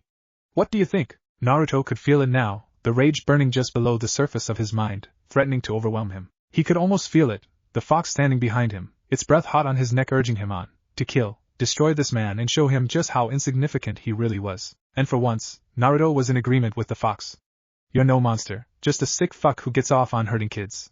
You wanted a monster? The blonde, grabbing hold of the power the fox offered and smirking down at Amachi as he felt his own transformation taking place. I'll show you the stuff of nightmares. Yuki exploded off the boy, along with a wave of killing intent that sent any villagers stupid enough to stick around running for the hills. The other members of Team Hokage looked in that direction in worry for a moment before going back to their tasks. Anko summed up the thought on everyone's mind. Shit. The tentacle holding Naruto in place burst into steam on contact with the red chakra boiling off the boy's form. Below him, Amachi stood frozen in sheer terror, and from its place behind the seal, Kyubi very nearly drooled in anticipation of the kill to come. There would be no battle, no real fight to speak of. No, looking down, it knew that this would be over as quickly as it would be messy. Look at the little hairless ape who wanted to play God tremble in fear of my power, it whispered to the blonde, unable to contain its excitement any longer. Naruto landed on all fours on the surface of the bay.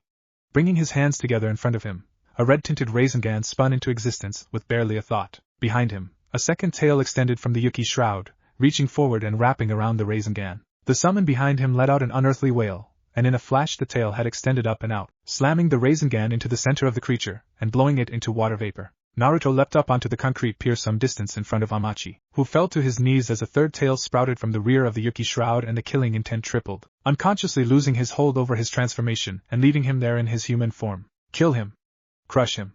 Tear him asunder and bathe this town in his blood. The Kyubi-possessed boy continued towards his target, his prey, every step burning his footprints into the concrete. Amachi's bladder released itself as he attempted to back away from the thing in front of him, and he found himself backing into a wall. The boy's clawed hands trembled as he looked down on the man that had brought so much pain and suffering to the people of Sea Country, immediately reminded of Gatu and Wave. Taking a steadying breath, the boy stilled his shaking and began releasing the power he'd called upon.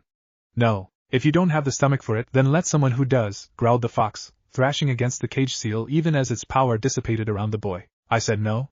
I'm not a monster, he murmured, bringing his leg around and kicking Amachi so his head smashed against the wall behind him. Deciding that Amachi was no longer a threat, the boy turned to rejoin his teammates. The sound of feet scuffing against concrete caused Naruto to turn around, but it was too late to even begin to dodge the partially transformed hand Amachi slammed into his chest.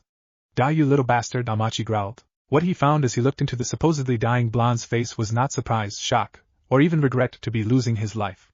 No, he found only pity. The realization that the blonde had spared his life from the real monster, and he had thrown the chance away, would be the last thought to pass through his mind. You may deny it, but I am a monster. And if you cannot bring yourself to do what it takes to keep the both of us alive, then I will. Yuki again exploded off the boy, forming the tails and pulling Amachi away from him and into the air. Before he could even draw a breath to scream, they pulled, scattering pieces of the scientist across the pier and raining blood down in a show that would, at one time, have made Gaara jealous. By the time Team Hokage and Anko, who was supporting Isaribi as she leaned on the kunoichi, had arrived, the hole in the boy's chest had already healed, leaving only blood and the hole in his shirt as proof he'd ever even been injured. Turning to face his friends as the Yuki around him dissipated, Naruto grinned weakly before passing out, chakra exhaustion, blood loss, and overuse of Kyuubi's power sending him into blissful unconsciousness. What if Naruto finds a lost Konoha library? And thanks for watching my video till the end. If you enjoy this content, then do consider subscribing to my channel, and leave a like if you guys need the next part. Comment down, and thanks for watching the video, and see you guys in the next video.